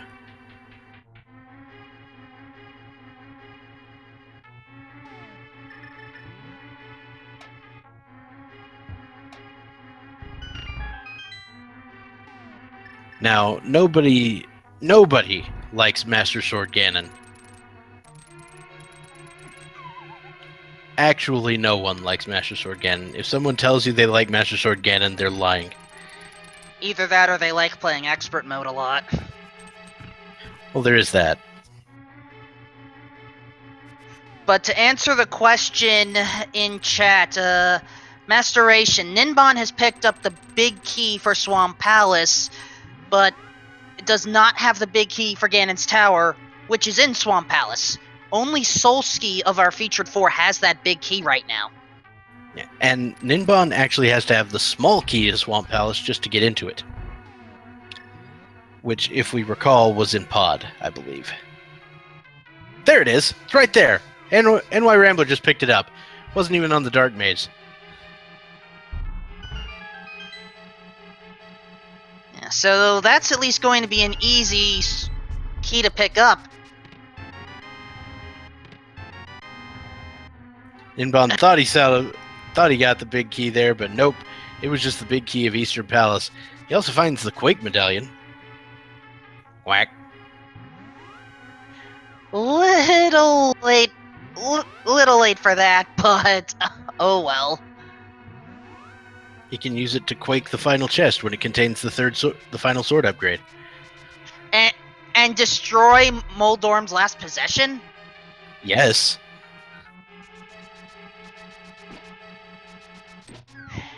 I mean, I get it. Trolldorm has been trolling hard today, but still. Alright, so we've got Ice Armos coming up for Ninban. Small key to Misery Mire, which is always completely irrelevant. Or, I mean, not completely, but pretty much. Alright, Recitador going for that bomb jump. Lines all the way north, as far left as possible. Third spike. Booyah! Boom. Oh, but has to do it again. Oh, that's always unfortunate. You gotta watch out for that fire bar. And we find the bug net behind Ice Armos. Everybody's favorite bug net. And Ninban is not even giving... I mean, did he even do Tile Room? No, they did not. He's not giving Tile Room the time of day. He's like, nope. Oh. First place he's deciding to check is Hera Basement. That's gonna give him, an interesting surprise. So, exchanging one tile room for another. I mean, do you need the lantern in order to go up Ganon's Tower? I don't think you do. Nope. Not if you have the fire rod. Yep. Found out last night that you don't even need the fire rod if you have the lantern. Okay, there are two quad torch rooms near the top. The first one I can picture. The second one with the collapsing floor. How do you light that torch in time while dealing with those little orbs? So you go up off the staircase, you go over to the right, and then up that collapsing floor before it collapses. Just get to the torch and then go back down. You'll get there in time. I did have to improvise it as I got up there because I was like, what?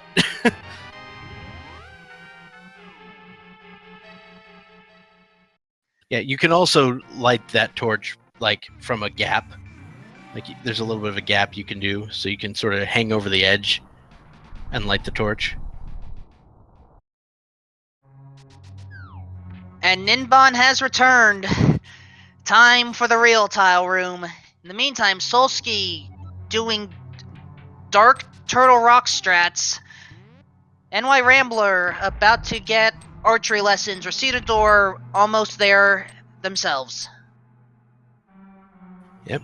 Gonna pick up the bow, gonna pick up the silver arrows, potentially, depending on if they check the iced tea room. The iced tea room, of course, being a room that most people don't like to do.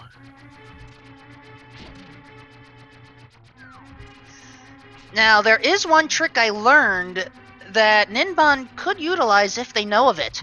Equip the cape, use it, and grab the wall and at the same time hold away from it. Similar to how you guide the mimics. You don't use magic that way.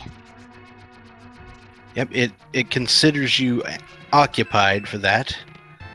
And he finds the remaining Dark Palace small key. So that may actually lead him to Pod instead of anywhere else, but the good news is he will need to go to Pod to get that small key from Swamp.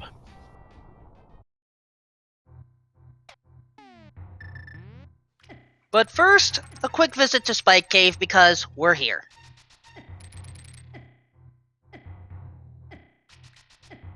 Solski about to take on Trinex.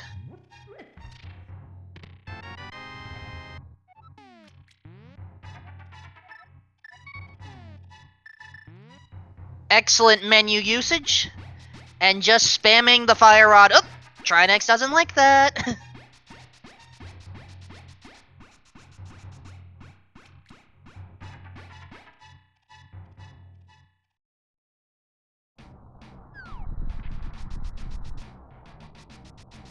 And Sports Hefe in chat brings up an interesting point. Ninban didn't really explore much of Palace of Darkness, if at all, because they sequence broke into Ice Palace. Yeah. I mean, I like the sequence. I like doing sequence breaks in Keysanity when you can, because that's really the only way to gain advantage. Because overall, you've got this sort of distribution where everything is out in the world, and there's no real way to gain time unless you sequence break. But at the same time, it can lead to situations like this.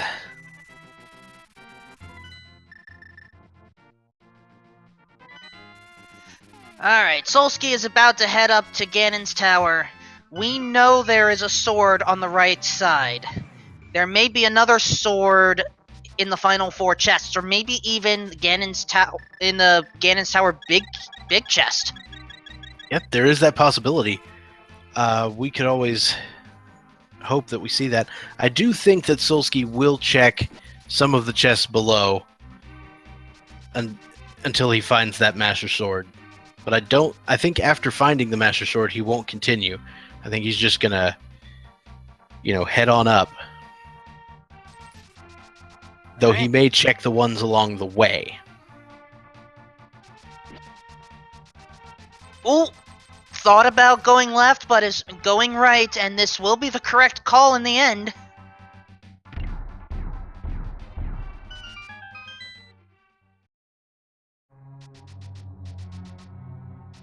And Recitador is having to do Ice Palace again on account of dying. Ice Palace is just, you need to go down, but you don't want to go that type of down. Alright, Solski's gotten through the torch room, just has to take care of this conveyor room, and the Master Sword will be theirs.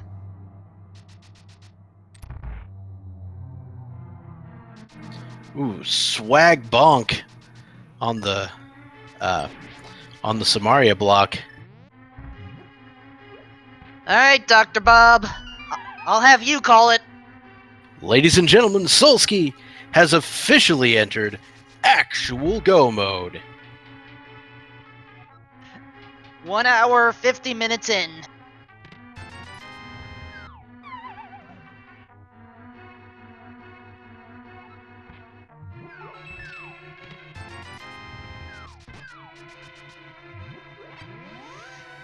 And Keysanity can be a tricky beast. We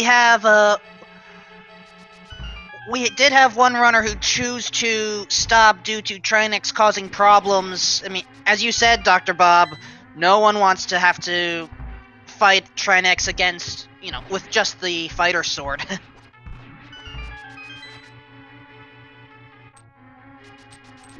We could have a sword, say, on Helmasaur. Lots of other places.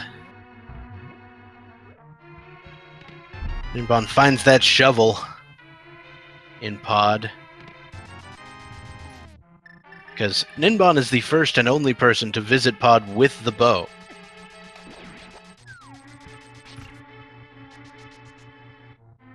On account of Sequence breaking into Ice Palace first. But now has the key to Swamp, as Solski goes up the gauntlet.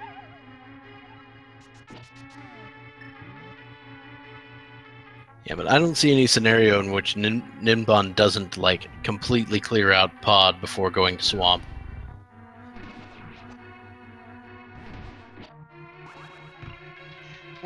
There is one disadvantage with completing Pod, though. That's a green pendant. So Ninban may decide to visit Sahasrara or even Eastern Palace first. Swamp is probably going to be furthest from Ninban's mind right now. It's possible. Though, if you are thinking in terms of keys and locations, the fact that you picked up that Swamp Palace key means that you now have 10 more locations you can check there in Swamp. So maybe he'll go to Swamp. Something is telling me Ninban is going to Eastern first, then Sahasrara, then Swamp. I mean, yeah, that is most likely, and I would think it was probably the better play. But there's a chance he'll think Swamp. Well, maybe those flippers will help. Yeah, that's why I want to say that, so in case he does go Swamp, no one's thinking, oh, that's not even the logical play, because it might be. And there's the fourth one. The final sword upgrade was east and then south of the Dark Maze in Pod. I believe that room, if I'm not mistaken, if you look at it, the spoiler logs, is listed as the Harmless Hellway.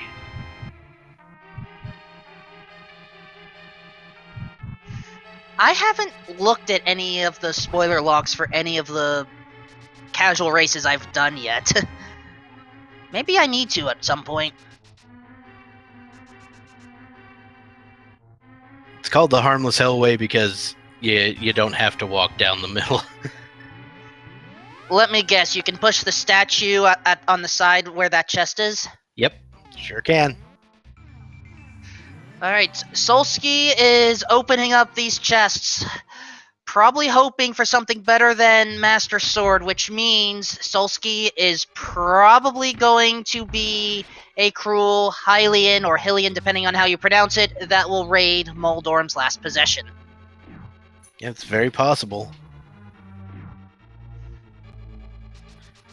Yeah, I mean, when you've got Master Sword and you're going up Ganon's Tower, you check every chest along the way, because if Tempered is there, then it's going to be a huge deal. Well, let's at least confirm. Kind or thief? Thief. We're not playing Link's Awakening here. We can't just call everybody a thief.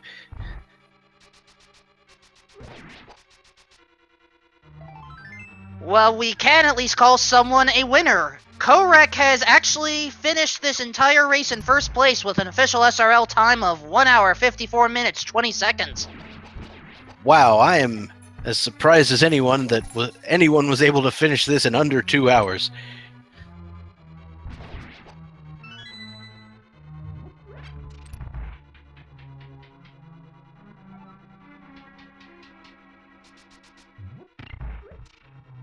And, yep, Ninban is going through Eastern right now. Did we see Ninban actually defeat King Helmasaur or not? I don't know.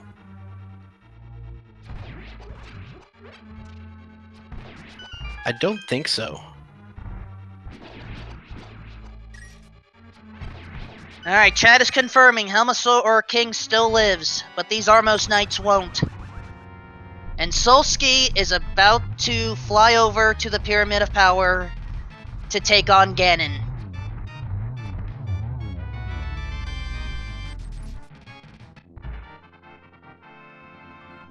Recitador, go ahead. At this rate, it does look like Solski may be able to finish as well with a sub 2 hour time, which is quite impressive given this seed. And was Ganon waxing song lyrics or something? I'm sorry, I missed the Ganon text. Something about loving him, lost me so, or something. I don't know. I do not keep up with popular culture. Yeah, I don't know things. I'm too old to know things. Oh, how do you like me now? Okay.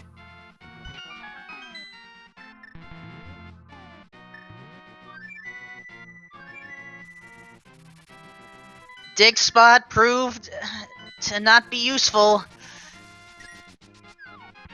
And Ninban is going in the opposite direction of what's necessary. Oh my. He's gonna check, like, what, Dark Escape? Dark Escape, the second chest in Castle Tower? Yeah.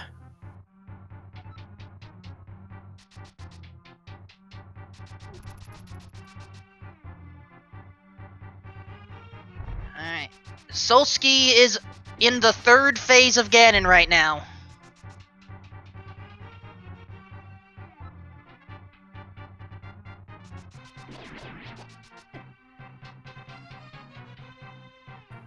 Yep. It's very impressive to see a Master Sword Ganon kill done well. I'm guessing how fast it was. He probably found a chance to get in the corner. Yeah, Got distracted for a second there. Yeah, I did see one corner strike. Unfortunately, Torch Glitch was not achieved, but it may not matter. Yeah, half magic, you're fine. Alright, I am not calling any times until I see Solski go through that door. Ooh, that was a harrowing experience getting hit with that fire bat that close to the edge. Ooh, the double, and that's gonna do it. Solski finishes off Ganon. Once he heads right through that door. That time matters, so...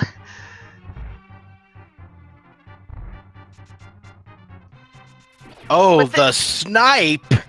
Yep, Solski had finished with 1 hour, 58 minutes, 37, but Kyong92 was 1 second faster! So Solski finishes in third place with a 1:58.37. Kyong92 with a 1:58.36. The snipes indeed.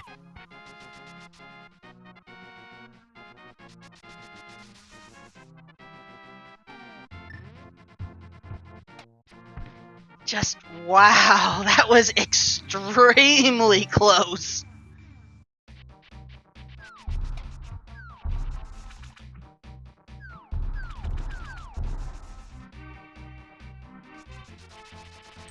And Ninban is... I saw that chat, but heading to Bombos first, I think, then Swamp. In the meantime, Rambler is taking on Vitreous. Recitador is heading to the dig spot. And we've had 3 people finish right at or right after the 2 hour mark. We've got Wolfie38, ACMLM, and Bwayne at 2 hours, 2 hours, 3 seconds, and 2 hours, 8 seconds, respectively.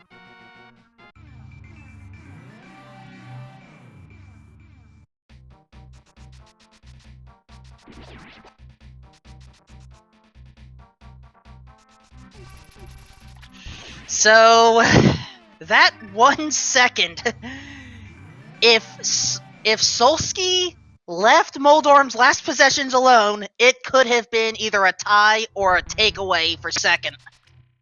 Huh.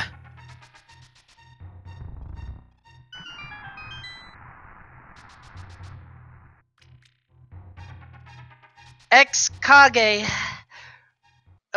Rambler, I don't believe Rambler has the Ganon's Tower big key. Has to go to Swamp for it. And that's where Ninban is right now. So Ninban's going to pick up that red mail, which, you know, is a welcome addition. But then right afterwards, he's going to pick up exactly what he's looking for here in this chest behind the bomb wall. I might expect some reaction. Let's see what we get. There it is. Slashes, bombs, mirror, let's go. I guess Ninban is a cool guy because, not looking at the explosions. Oh, wow.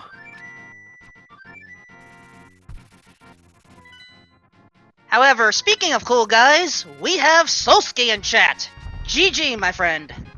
Thanks, guys. Oh, that 1 second snipe, man. That 1 second snipe. How about that one heart Meyer? Oh, yeah. Whew. Meyer, let me tell you. I've been trying to learn Dark Meyer. Not a fan. Not a fan. I came close to dying like 9 times in that track room with the switch. Like, I don't know how I avoided either falling in the pit or the fairy. I got really lucky there. Yeah, you got that potion off right on time, and then you were okay. But whew, that was really a mess. But hey, so you were the only person to take that small key from Pod and make use of it in Swamp, and that was a big deal for you because hey, Ganon's Tower big key right there. Yeah, when I found the flippers and that small key there, I kind of figured I'd route it in because I wanted to go to Swamp earlier, and figured maybe that small key would be in the first chest. But it turned out I think it was in Pod 2. In the flippers. Was. And I was wondering where Lamp was, so I was thinking maybe it's T-Rock, maybe it's a couple of other places. I'm gonna guess it was at Quakefish because I always skip it. Lamp was Hera Basement. Oh wow. Yeah. So. Yeah, you needed Fire Rod and access to Hera. You also needed to get to the Chomp room in Turtle Rock. Yep. Which is garbage. I mean, I didn't get a sword till like an hour 5, which was garbage. And then XSplit was doing everything it could to keep me from winning this race as well, which kind of sucked. But we got it under control, luckily. Yep. But hey, I'm pretty happy with it, all things considered. Like, I didn't play the best, I think, execution-wise today, but the routing was just spot on and kind of carried my race for me. It was good routing. Nobody, and I don't think anyone's really going to fault you for any execution problems there. There's always going to be a few mishaps, no matter what you're doing, in a race like this. So. Yeah, it was well played. I do know one other area where you could have possibly saved a second, Solski. So I'm required to ask, why did you raid Moldorm's last possessions in Ganon's Tower? Looking for Tempered, just to speed up the fight a little bit. Yeah, I mean, it is the right play to make when you're missing Tempered Sword. You just do it. I mean, I knew my chances were low because one sword was at pedestal and I scouted that early because, hey, that hand grab. Yeah. But yeah, no, I knew it was pretty low, but I still had to go for it just in case it would speed me up. The final sword location was in the harmless hellway of Palace of Darkness, by the way. Yeah, so just below the turtle room there. Oh. I was locked by that key, and you don't want to go there because you're wasting a key. So my reasoning for not doing that was I was going to cash it in there, and then I realized I didn't have a lamp, and I found the flips in the dark room. So then at that point, I knew I was supposed to have a lamp coming in here, so I decided to do maze in case anything else was locked by the lamp. But it was just a small key for ice, I believe. Yeah. That's one thing that I did that I've learned specifically for Keysanity is how to do the hammer jump, so I don't have to use a key to get in there. It's on my list of things to practice with hovering for this tournament because they're going to be critical techs to learn. Mm-hmm. Yeah, I don't think I'm ever going to get hovering down, but hammer jump is very useful. Saves you a whole key. So how have you guys enjoyed the race? It's been pretty good. Trolled the snot out of at least one of our runners here.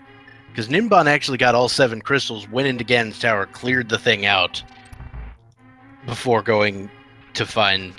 before even setting foot in pod, actually. So, he never got the flippers or the Swamp Palace small key, so he couldn't have gone into Swamp. I was actually thinking a lot of racers would have done that this seed because you didn't really need to do any of pod or anything unless you're looking for Ganon's big key. So it was just pure luck I stumbled upon it, I guess. Because I would have made the same play. If I identify what the 7 crystals are and I know I'm in go mode, I'm just going to go finish those dungeons, go to G Tower, full clear it, and then be very sad afterwards.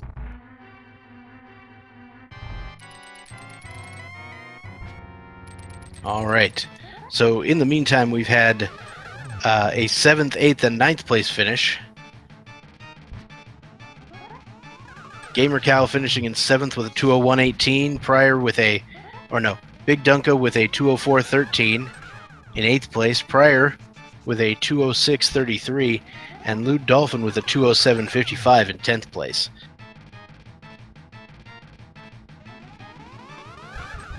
So yeah, Solski, that was a rather impressive run through this, non-standardly trolly seed, I think.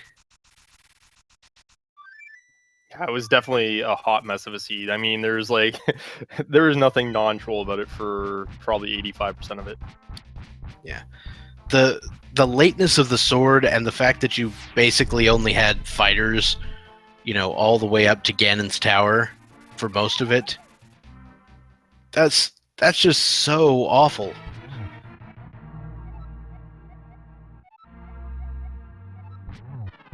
Luckily, they didn't make you do, luckily it was possible to say get to Vitreous with the bow. Because doing Fighter Sword Hammer Vitreous is not my favorite thing.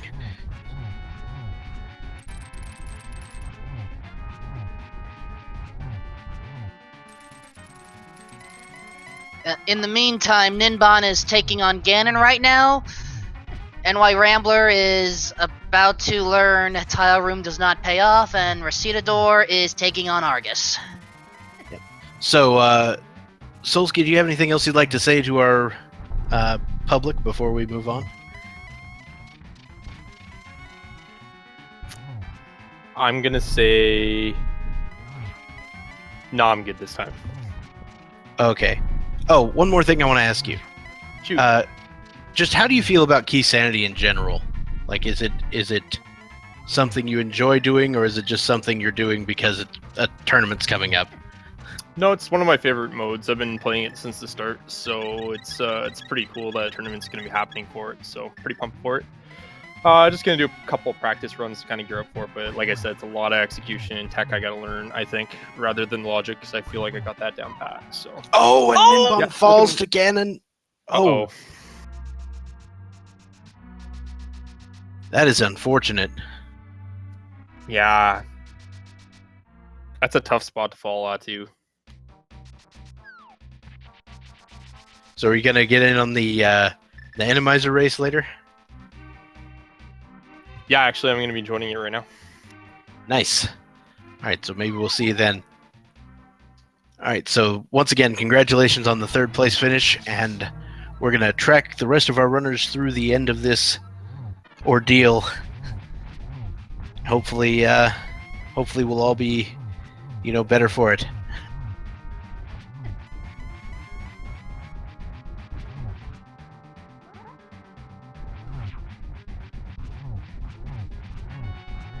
Alright, Recitador is heading towards Turtle Rock, I believe. Ooh! And the Dead Rock said, nope, you must wait a little bit.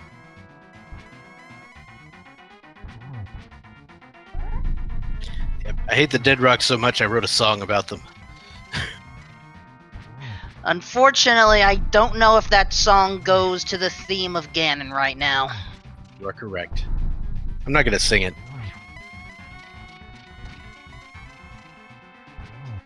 Fair enough. Alright, Ninban, be careful of the edges here.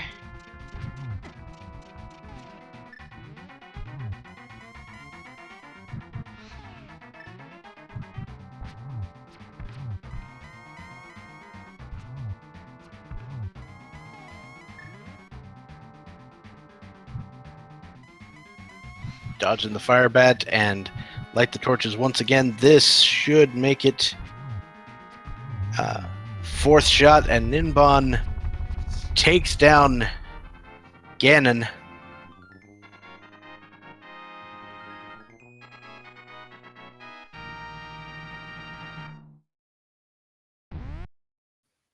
And with that, take it, Bob. Sorry, Ninban finishes in 12th place with an official SRL time of 2:12 even. That's behind Rywek, who finished with the 2:08.28.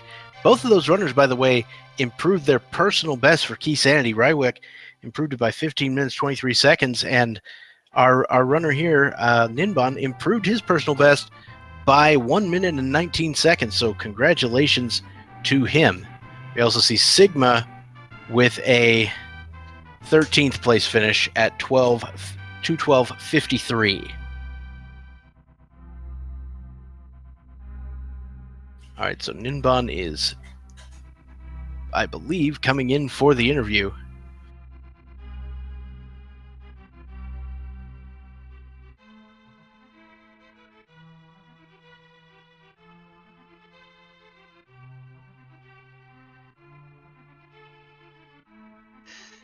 Alright, NYRambler is going to actually take on King Helmasaur, and Recitador is going to spend that last small key against Trinex.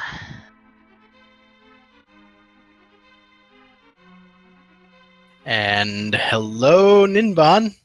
Ninban, I'm not sure how you pronounce it. Like you said, it's okay. All right. Congratulations on finishing. Hey, congratulations on the personal best according to the SRL bot by about a minute and 19 seconds. Yeah, I haven't done too many Keysanities. But thank you. Yeah, so about that Ganon's Tower Big Key. I guess everyone did the same thing. And hello, Ninban. Ninban, I'm not sure how you pronounce it. Ooh. All right. Congratulations on finishing. Hey, congratulations on the personal best according to the SRL bot by about a minute and 19 seconds. Sorry, we're getting some echo here. Yeah, looks like it. Oh, wait, I know. Is it coming from your computer?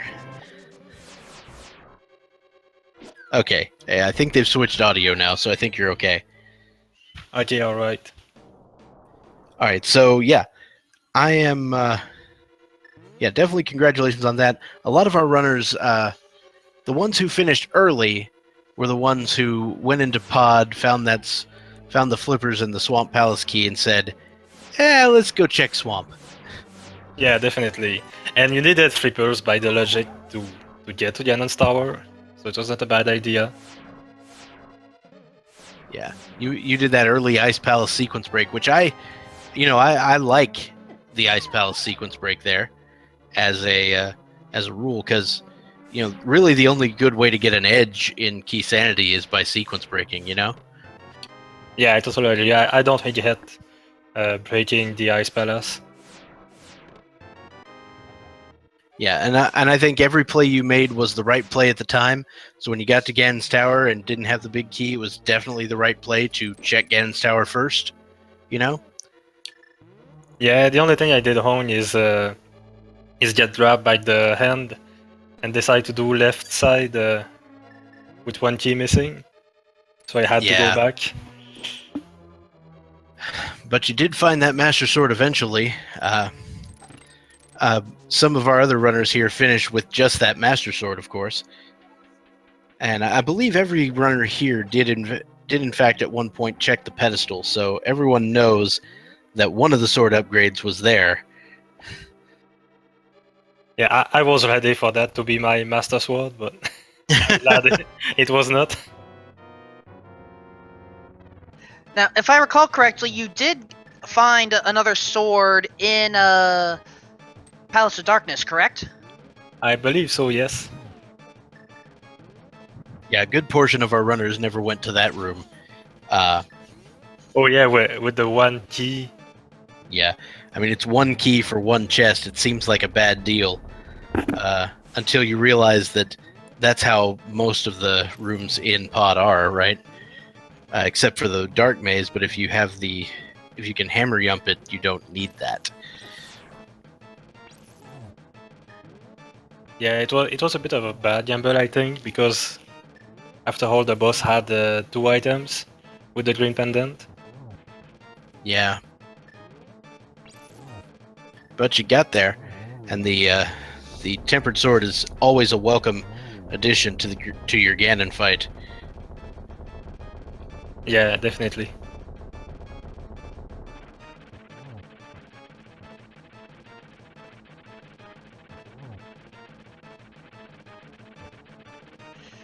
So I don't have many other questions. Bob, the Great One, always has me covered. So, do you have any other thoughts regarding this seed? I thought it was fun until the search for Ganon's key. Because it was like, okay, go mode without even having to go in pod or swamp, where with sequence breaking. But not having to do these 2 giant dungeons was really great. But in the end, you had to do both of them, at least partially. Yeah, they come back to haunt you. So I got a question for you, which I asked Solski a little while ago. So, what do you think of Keysanity as a mode in general? How do you like it, or are you just doing it because there's a tournament coming up, or what? Well, I like the mode. I think it's fun to have the dungeons being giant warehouse of items, and with the keys being anywhere.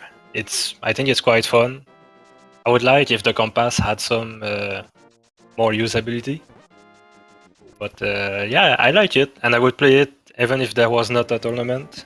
But of course, now that there's a tournament, I'm going to play it even more. Excellent. So yeah, congratulations on your finish for this seed.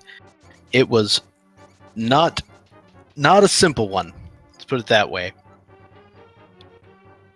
And thank you for allowing us to showcase your skills on stream.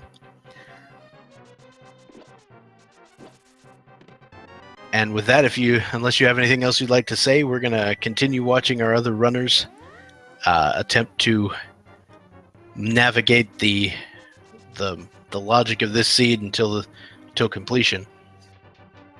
Well, I'll be watching with you. Well, all right. I'm already watching the stream. We do have some more finishers in the time that we've been having this conversation. We had Reg finish in 14th place. We had Sabatender finishing in 15th place with a 2:18:37. Reg finished in 14th with a 2:16:51. And Elminster finishes with a 2:18:43 in 16th place, which is a technical PB improvement for him by 1 minute and 9 seconds. We also have John Rossums finishing in 17th place with a time of 2 hours, 20 minutes, and 21 seconds. And So- just at that time, NYRambler has picked up the Ganon's Tower big key, while Recitador wanted to try the castle tower first. Yep. And so we see NYRambler finally finishing that off. He's going to be making his way up Ganon's Tower. Oh, and a flurry of finishes. 18th, 19th, 20th.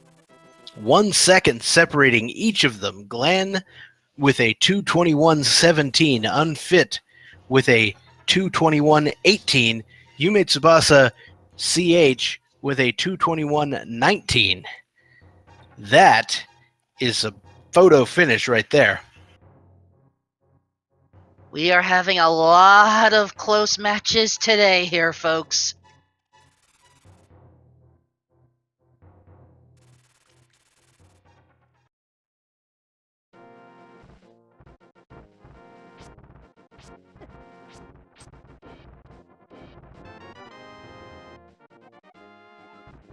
Alright, Recitador has picked up the small key to Misery Mire.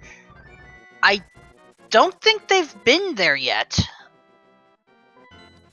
It is possible. Yeah, one crystal is still missing. Well, no, I remember they went there, but they decided not to do the dark room. Or am I making that up? That may be correct. I know I wouldn't want to do that dark room.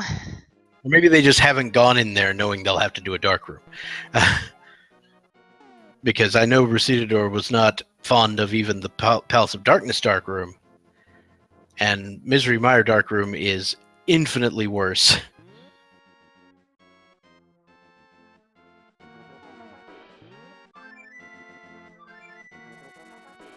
But maybe now... Nope. Back to... Palace of Darkness never took down King Helmasaur. Oh, that's gonna waste even more time. Oh. Oh, wow. Wow, I didn't even think about that.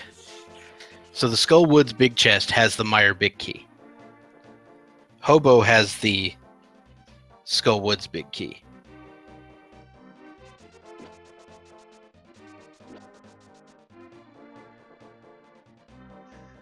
I'm not following your logic, Bob. Where are you going with this? Well, that's why he hasn't been into Mire. Because you have to have the Mire. You have to have the Mire big key from the Skullwoods big chest, and you have to have the Skullwoods big key to get that. Oh, Hobo. right. I was thinking you said small key for some reason. I forgot not all of our runners have it. Yeah, there's the pause screen right there.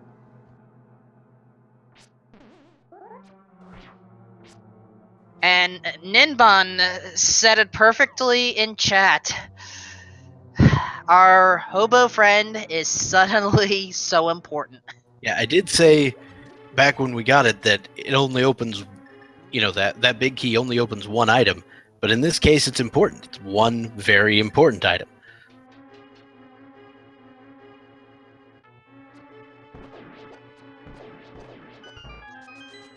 So, has Recitador actually marked that location?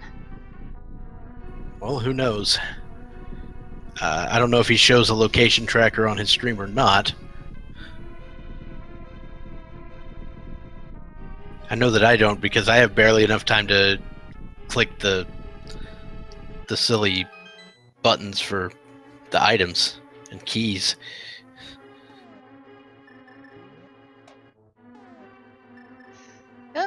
I know that there are some trackers that allow a Twitch chat integration, but I don't know if those types are allowed for races.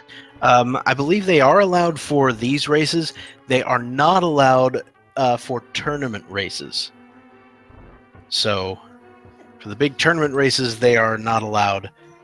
But I have been told that the Twitch chat integrated trackers are allowed for races like this, daily races, just random SRL races. Okay, that is good to know for later. But let's focus on the now. NYRambler has finished the gauntlet and is now approaching the double torch rooms.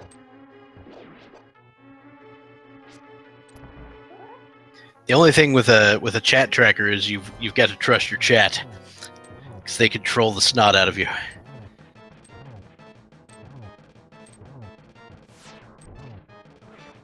Yeah, when it comes to randomizer, we prefer to let the C do the trolling. I'm not saying I don't trust you, chat, but I might not trust you.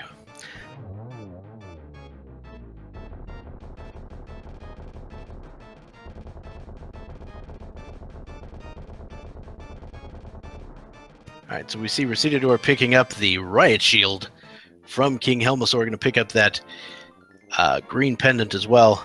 Meanwhile, NYRambler is making his way toward Troll Dorm 2.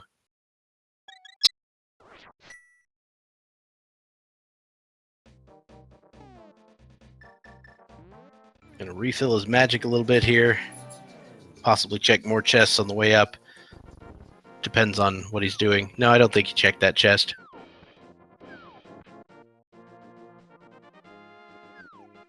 Alright. Spin and a slash will take care of Moldorm. But there's a chance that was a poke. I think it was a poke. And a poke is going to lead to Speedy Trolldorm, which, as we see, leads to Speedy Fall. NYRambler has not had good luck with Troll Dorm at all. Recitador is a little bit perplexed at the moment. And we see NYRambler finally finishes off Trolldorm. See what he does with Trolldorm's Last Will and Testament. He's going to quake it.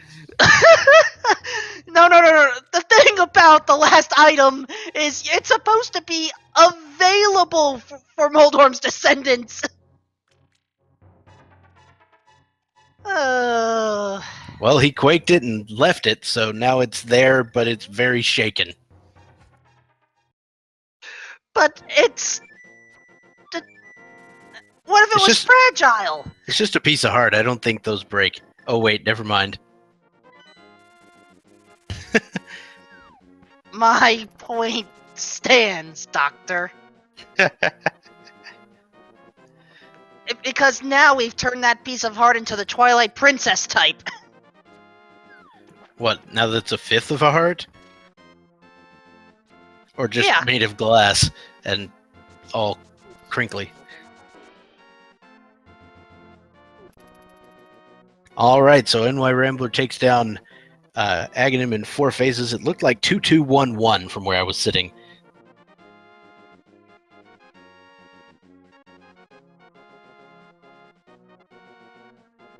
Zelnus, Swamp Palace has GT Big Key. And Recitador is wondering how to pull that off. Actually, not so much pull that off, but pull off the big key for Misery Mire. He needs a big key for Misery Mire. He also... I think he has Ganon Tower big key. Yeah, he went into Swamp. He's fine with that. He's just got to figure out how to get through Mire. And he's got to go to Hobo. He's got to go to Hobo to pick up the big key for Skull Woods so that he can go to Skull Woods and pick up the big key for Misery Mire. We see NYRambler taking on Ganon. He's in phase 2 at the moment, dodging some fire bats, and moves on to phase 3. A little bit of fire being spread by Ganon. Ganon doing his best Johnny Cash impression and falling into a ring of fire.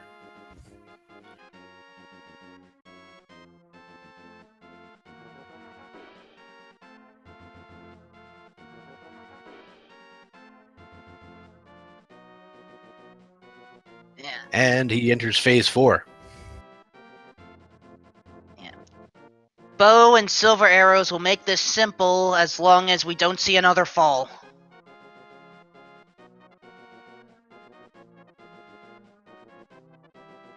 All right, just a little bit further and we should be good. Looks like took a little bit of damage from that fire bat, but Ganon is about to become bacon. Bacon. I have no problem giving you my portion. I'll take it. So, NYRambler finishing with an official time of 2 hours, 31 minutes, and 1 second. That is gonna put him in 24th place.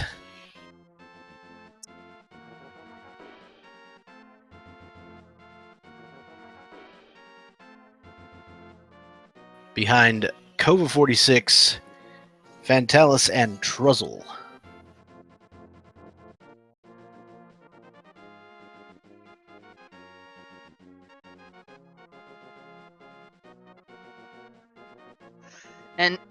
And right now, Recitador is trying to figure out what other locations they may have missed. All right, it looks like we have NYRambler joining us today. Hello, NYRambler. How you doing? Hello, Dr. Bob. How are you? Pretty good. That was quite a spectacle, let me tell you. So, I did it again. I did this the other day in the a regular one where I just went into GT thinking, all right, it's probably going to be in there. I'll gamble it. And for the second time in a row, it wasn't there. Yeah, well, I mean, that when you get up there with all 7 crystals, it just feels like that's the right play to make. You would expect the Ganon's Tower Big Key at that point to have a higher chance of being in the tower than outside the tower. Yeah. Also, one thing I was worried about once I found out that Eastern was deal dependent, I was worried that it was going to be, Bow and Ganon's Tower Big Key on the right side of Pod. Ugh. I was worried about that. Yeah, that's pretty gross. You know, it was on the right side of Pod.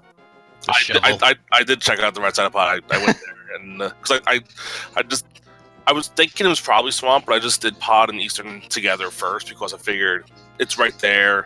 Let's just get out of the way. It'll be quick. Then I'll go to the Swamp, and of course, it's the second chest in the Swamp. So yeah, that second chest in Swamp. So our runner here, Solski, who was the first one to finish on stream, actually went into Swamp right after looking at Pod for the first time, finding those flippers and the Swamp small key. He was like, "I'm gonna go in there," and paid off huge.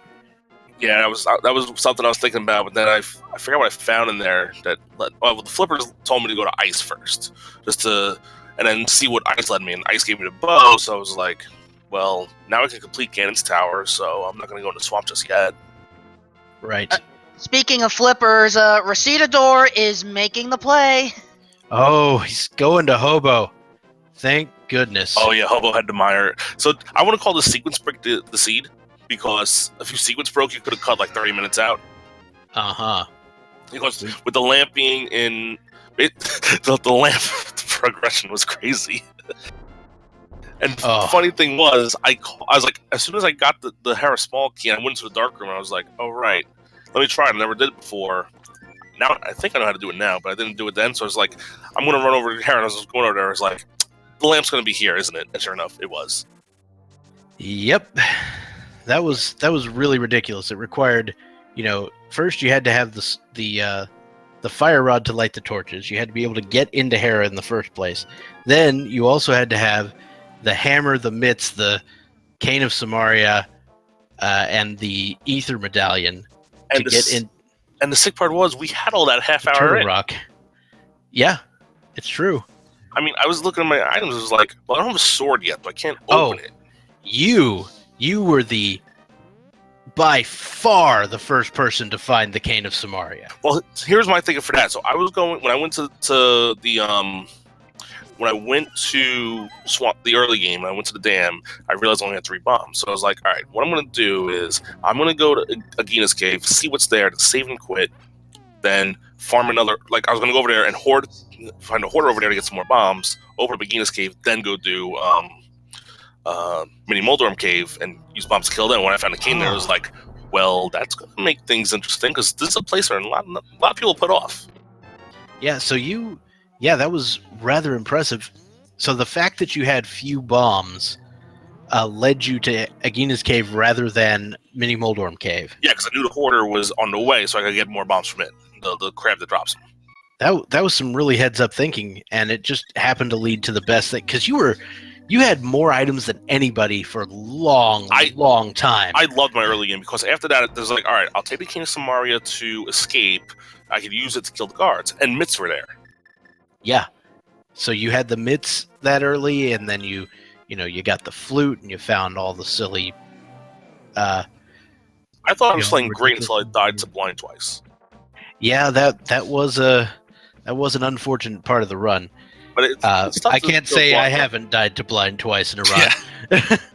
But the fact that I had 13 hearts is like, you know what? I'm gonna flute away. I'm gonna go refill everything because I knew with 13 hearts and Magic Cape that blind wasn't gonna be an issue once I had full health and stuff. I'm not the best at execution and having Fighter Sword the entire time until I went into I went to Ganon Tower on Fighter Sword. So yeah, I wasn't. Most people did actually. Okay, yeah, because where the most people probably did Master Sword because of where the Tempered was. Right, and I think our final runner here, Recitador, will also end up going, getting Just Master because I don't see him wanting to go back into Pod anytime soon. And I said in the SRL, my comment was, when I was going to the swamp, I was thinking to myself, you know what? I know it's probably going to be in here. I felt like full clearing it and pulling the pedestal just out of spite. Because I knew it was a sword. You can get that butter. Yeah. It would have made the Ganon fight, 20 seconds faster? I don't think it's worth it. Yeah, probably not. not to full killer swamp. Though at that point, the big key was right there. You could have just go-moded the rest of swamp.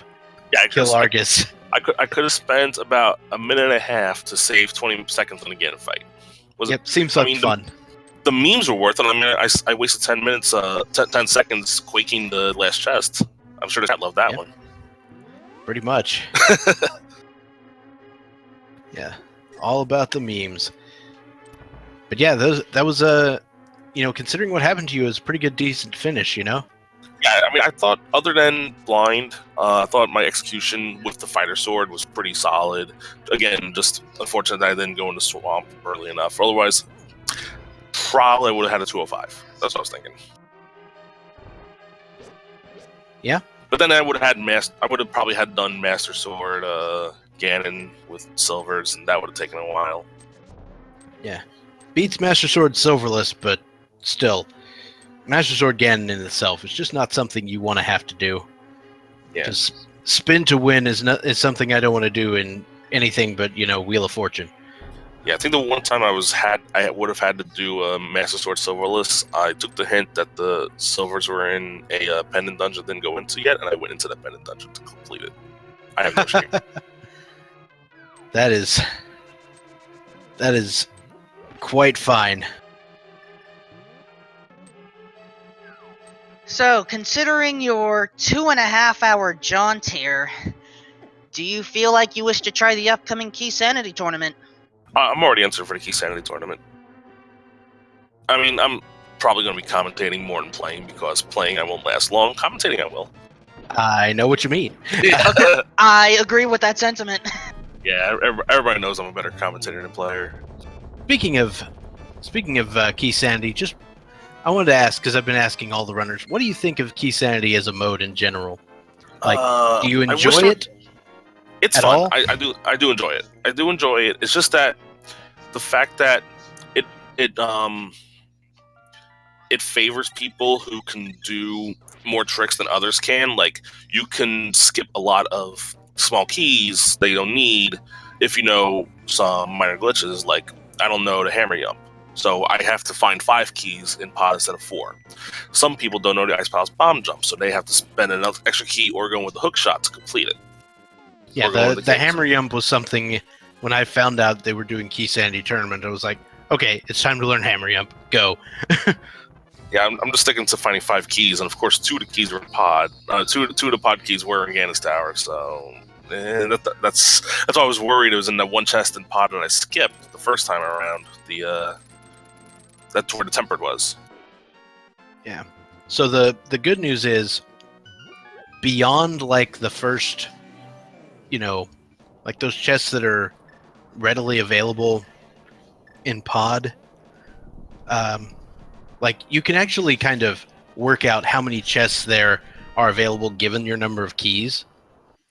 So like with one key you can access the basic like 5 chests. Yeah, right? I know the logic pretty much. Say that. So whenever I go into pod or Turtle Rock, I'm always thinking in the back of my mind, all right, if I'm going in with 1 key less, I'm skipping 1 chest. And of course, when I went to Turtle Rock, I was like, all right, I don't feel like killing Trinex with hammer and no half magic. So I was like, all right, let me just worry about it later. And then I found half magic in there, and I found the 4th key in there anyway. So I was like, well, I guess the game wants me to kill Trinex now, doesn't it?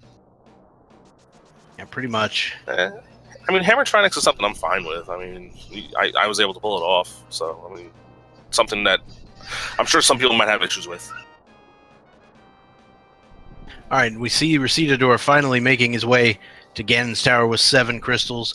He will be able to complete Ganon's Tower, but he is going to have to go searching for a sword. Right, so, well, there's 1 sword on right side, so it won't take him too long, I would hope.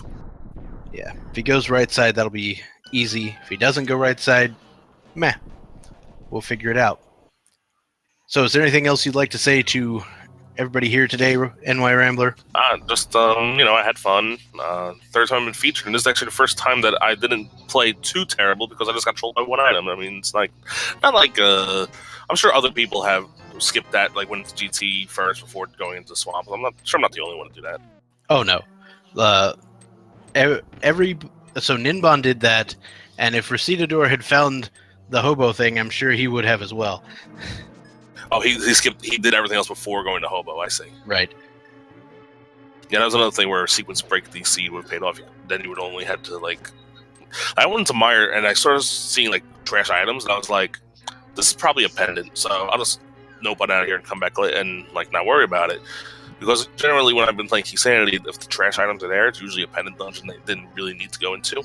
And then I opened the map and it says that it's the crystal, and I was like, oh, that's weird.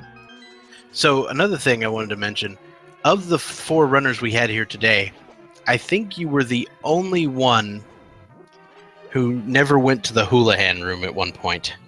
I don't know the exact trick to do the Houlihan room, but I was finding rupees early on anyway, so it didn't really bother me too much. I generally, because I put a Zora, I try to put a Zora until I can hit everything at once, and I was thinking about logic breaking to get to the waterfall early on and then go to Zora if I had the 500, but I decided not to because I wanted to try to route Catfish, but I didn't have the hammer at the time, so all these little intricacies kind of screws around with my way of thinking, so... everybody plays their own way. I enjoy... my routing in the early game was good, obviously, so... Oh, yeah. It was stellar routing. We were like, what? I mean, it was a little accidental on account of not having enough bombs there, but hey, it worked out. Yeah, both times I've actually done the Go Agena before Mini Moldorm. It's paid off. Like, I've done one other time in SRL race, and the hookshot was in there, and, like, I actually put up a decent time in that. Yeah, I'm actually starting to think that I might try doing that just as a general rule, like combine Dam with Agena, and then just combine Mini Moldorm with Ice Rod, and just consider those 2 separate things. Yeah, it's not really favorable, but it's something that it's definitely something you could have in your arsenal. Like in this case, where I had no other good weapon to take out the Mini Moldorms, that's the reason why I did it. Right. Certainly a logical approach. So kudos for thinking of that strategy. Thank you, Wolfman. All right, I'm gonna go get ready to watch the next race. So good luck with the rest of the commentary, and good luck to the last runner that's on the stream. All right. And we should actually mention there is another daily race in a few minutes. Head on over to Speed Gaming if you wish to see. Let me get the official name. It's the Open Enemizer race. So you've got the Enemizer, which will randomize all the enemies in the game. I don't believe they're doing boss shuffle, So, if anything, the only thing you'll see is maybe some different sprites for the bosses. Sometimes that tends to happen. And we may end up getting a preview of Randomizer on Solski's screen. Yeah, because we've still got Solski up on this stream. I don't know if he's being restreamed on the other channel.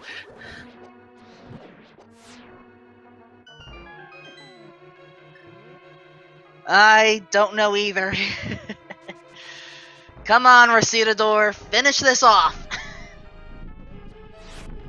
Yeah, I don't think it'll be a problem. We did see that Recitador did pick up the Master Sword. So, for those of you confused at the moment, he does have the Master Sword. Using a few arrows, or attempting to use silver arrows to take down Landmolas, that does require some tricky arrow shots. Yeah, placement is everything. Excellent third shot.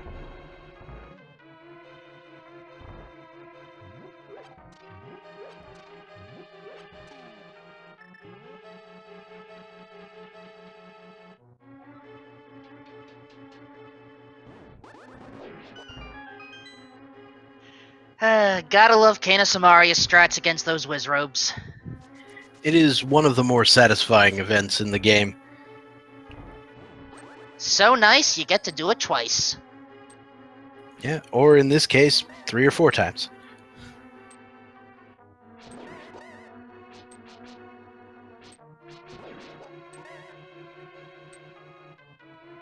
Wait, were blue Wizrobes always able to curve their magic shots? I mean, they're always curved. I will rephrase my question. Are blue Wizrobes able to fire shots that go in a non-cardinal direction? I'm not sure where you saw that. Don't worry about it.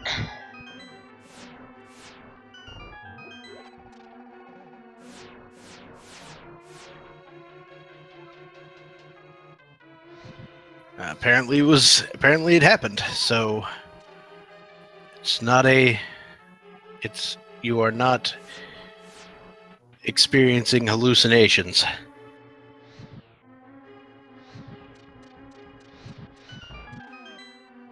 Conveyor physics. Yeah, that's right.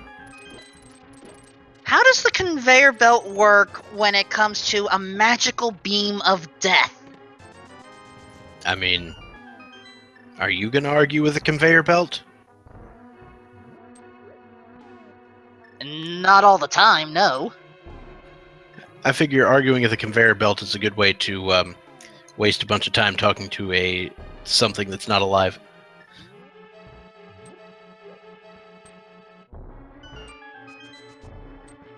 I'll have to give you that one, Doc.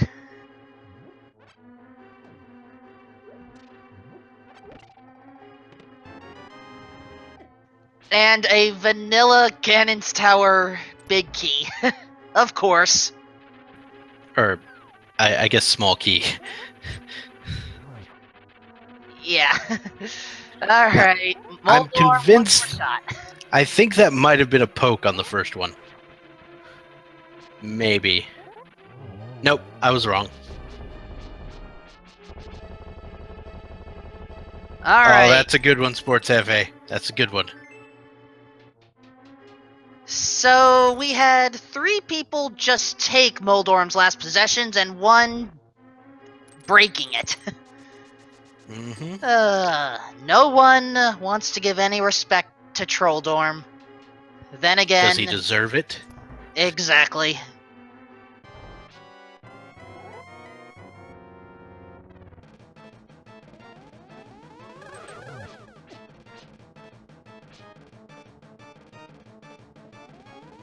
Alright, so we've got Recitador facing off against Aghanim 2. A few projectiles knocked back into Aghanim's face, and we should be good.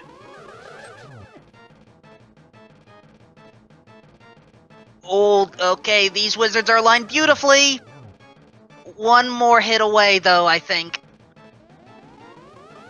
And oh, he gets a little trolled by the timing on that. And But- that'll do it.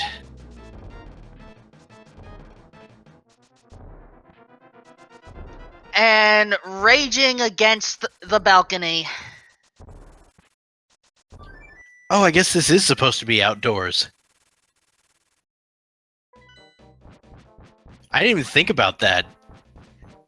Either outdoors or a glass roof or something. You know, it's got to be one of the two, right? Yeah, I guess so. What do you know? Rage against the mezzanine. I love it. Okay.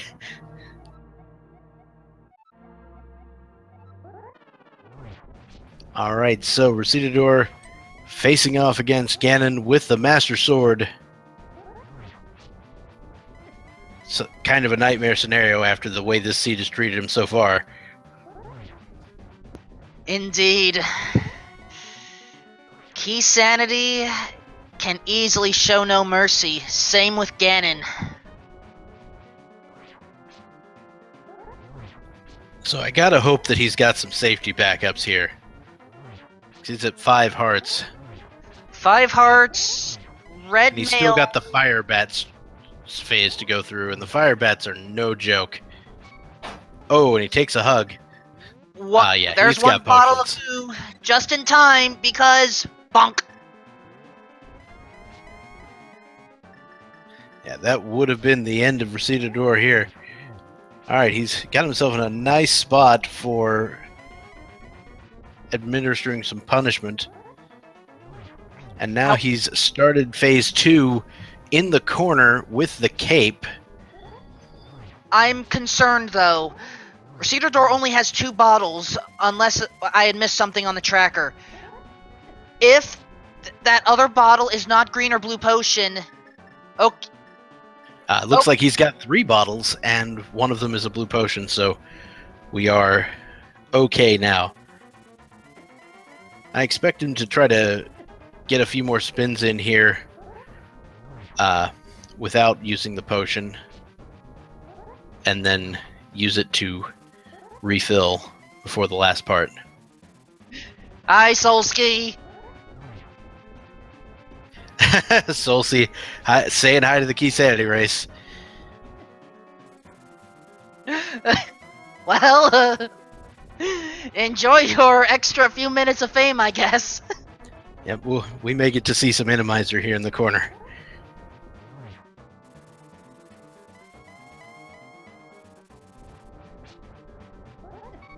Ooh. This is the time for the re-potion.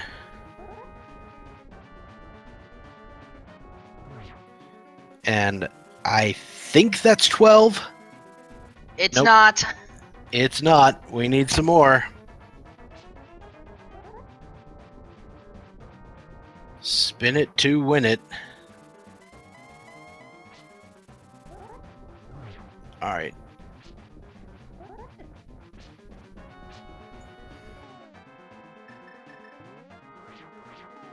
I think Recitador meant the hook shot there. Yeah, I don't think Ganon. I don't think Bombos is going to do what you want against Ganon. And you want to know the funny part? The hook shot was fired after the circle was left, but no damage was taken anyway. Beautiful positioning. All right, so we reach phase 3. A little bit of fire, rings of fire action. And Solski is gone. Yep, and one more hit for phase 4, and Recitador will be in the final phase.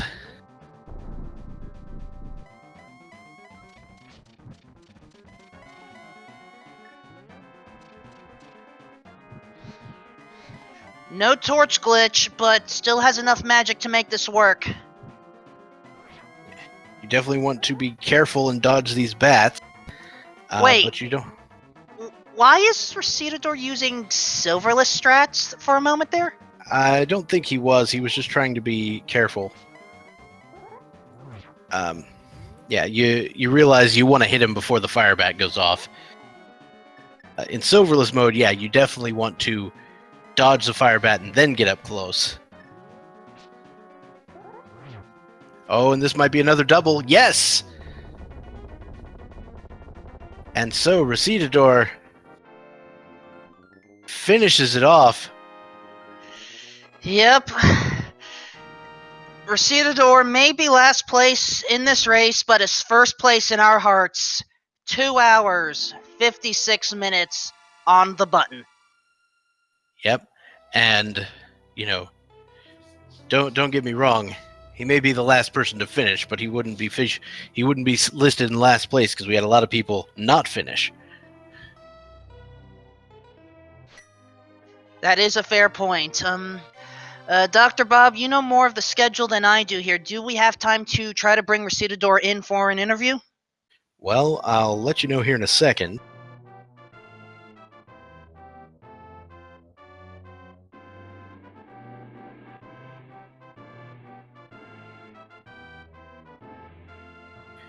Let's see. It does appear that there is nothing on Speed Gaming 2 for the rest of the day. So if Feasel and those involved will indulge us, we do have time to talk. Finish.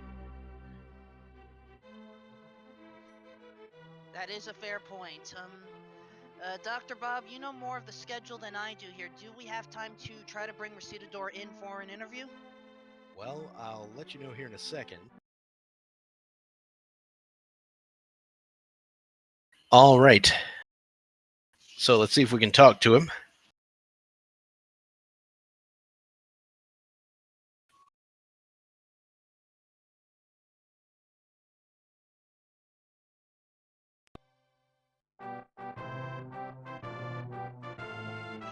And yeah, Benzene and chat agreed.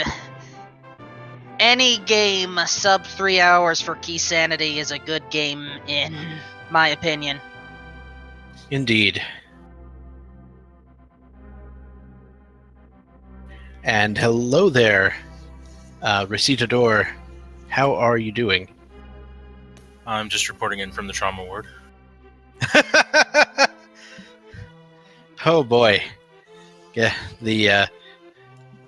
do we need the burn unit on hand? Did you get burned by the seed? Well, that lamp, yeah, I don't know if you noticed, but I'm not real great without the lamp in some rooms, so I was on the prowl for that lamp, and then I burned myself because I forgot about that bum under the bridge. Oh, the hobo just really got you there. Luckily, your quest for that Misery Mire big key did eventually lead you to the Ganon's Tower big key, because a lot of people went up to Ganon's Tower and cleared that thing out looking for the big key. Yeah, based on where the lamp was, I can see a lot of people just like ignoring the heck out of it and just not even going into swamp. I can see that. Yeah, yeah, I could see that.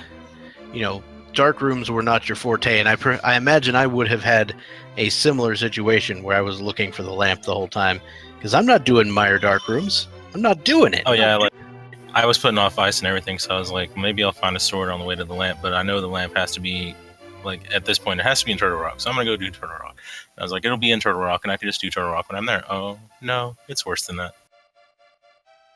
Yeah, and the other sword locations, Pedestal, which I believe you knew, and Palace of Darkness, the Harmless Hellway, which is south of the Turtle Room across the collapsing bridge. Guess I shouldn't have banked on the green pendant then. Yeah. I mean, that was 2 items versus 1, and your brain wants to go for the 2, and it just didn't happen. Well, anyways, yeah, if it weren't for that hobo, I probably would have been in a little better shape. But it happens. But yeah, good for you for sticking it out, even though this thing just trolled you relentlessly. I always enjoy seeing people, stick it out and do the run to completion, even if it's not treating you well. Yeah, well, I got some swordless practice in on a couple bosses before I decided to wander into Thieves Town, so there's that. Nice.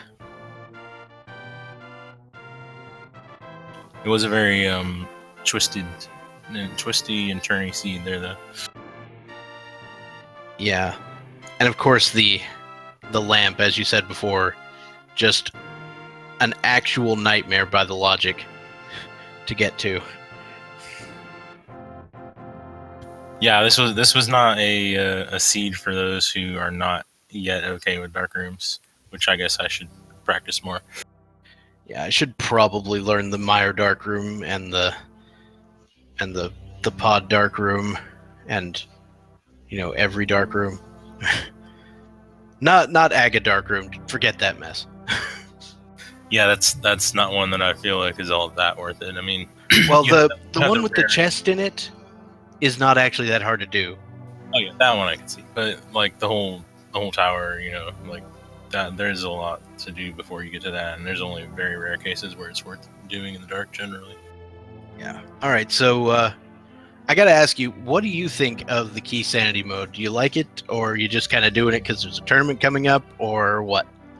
No, I like it. It's one of my favorite modes. It's more interesting than open, and this run notwithstanding, it doesn't usually fall apart this hard.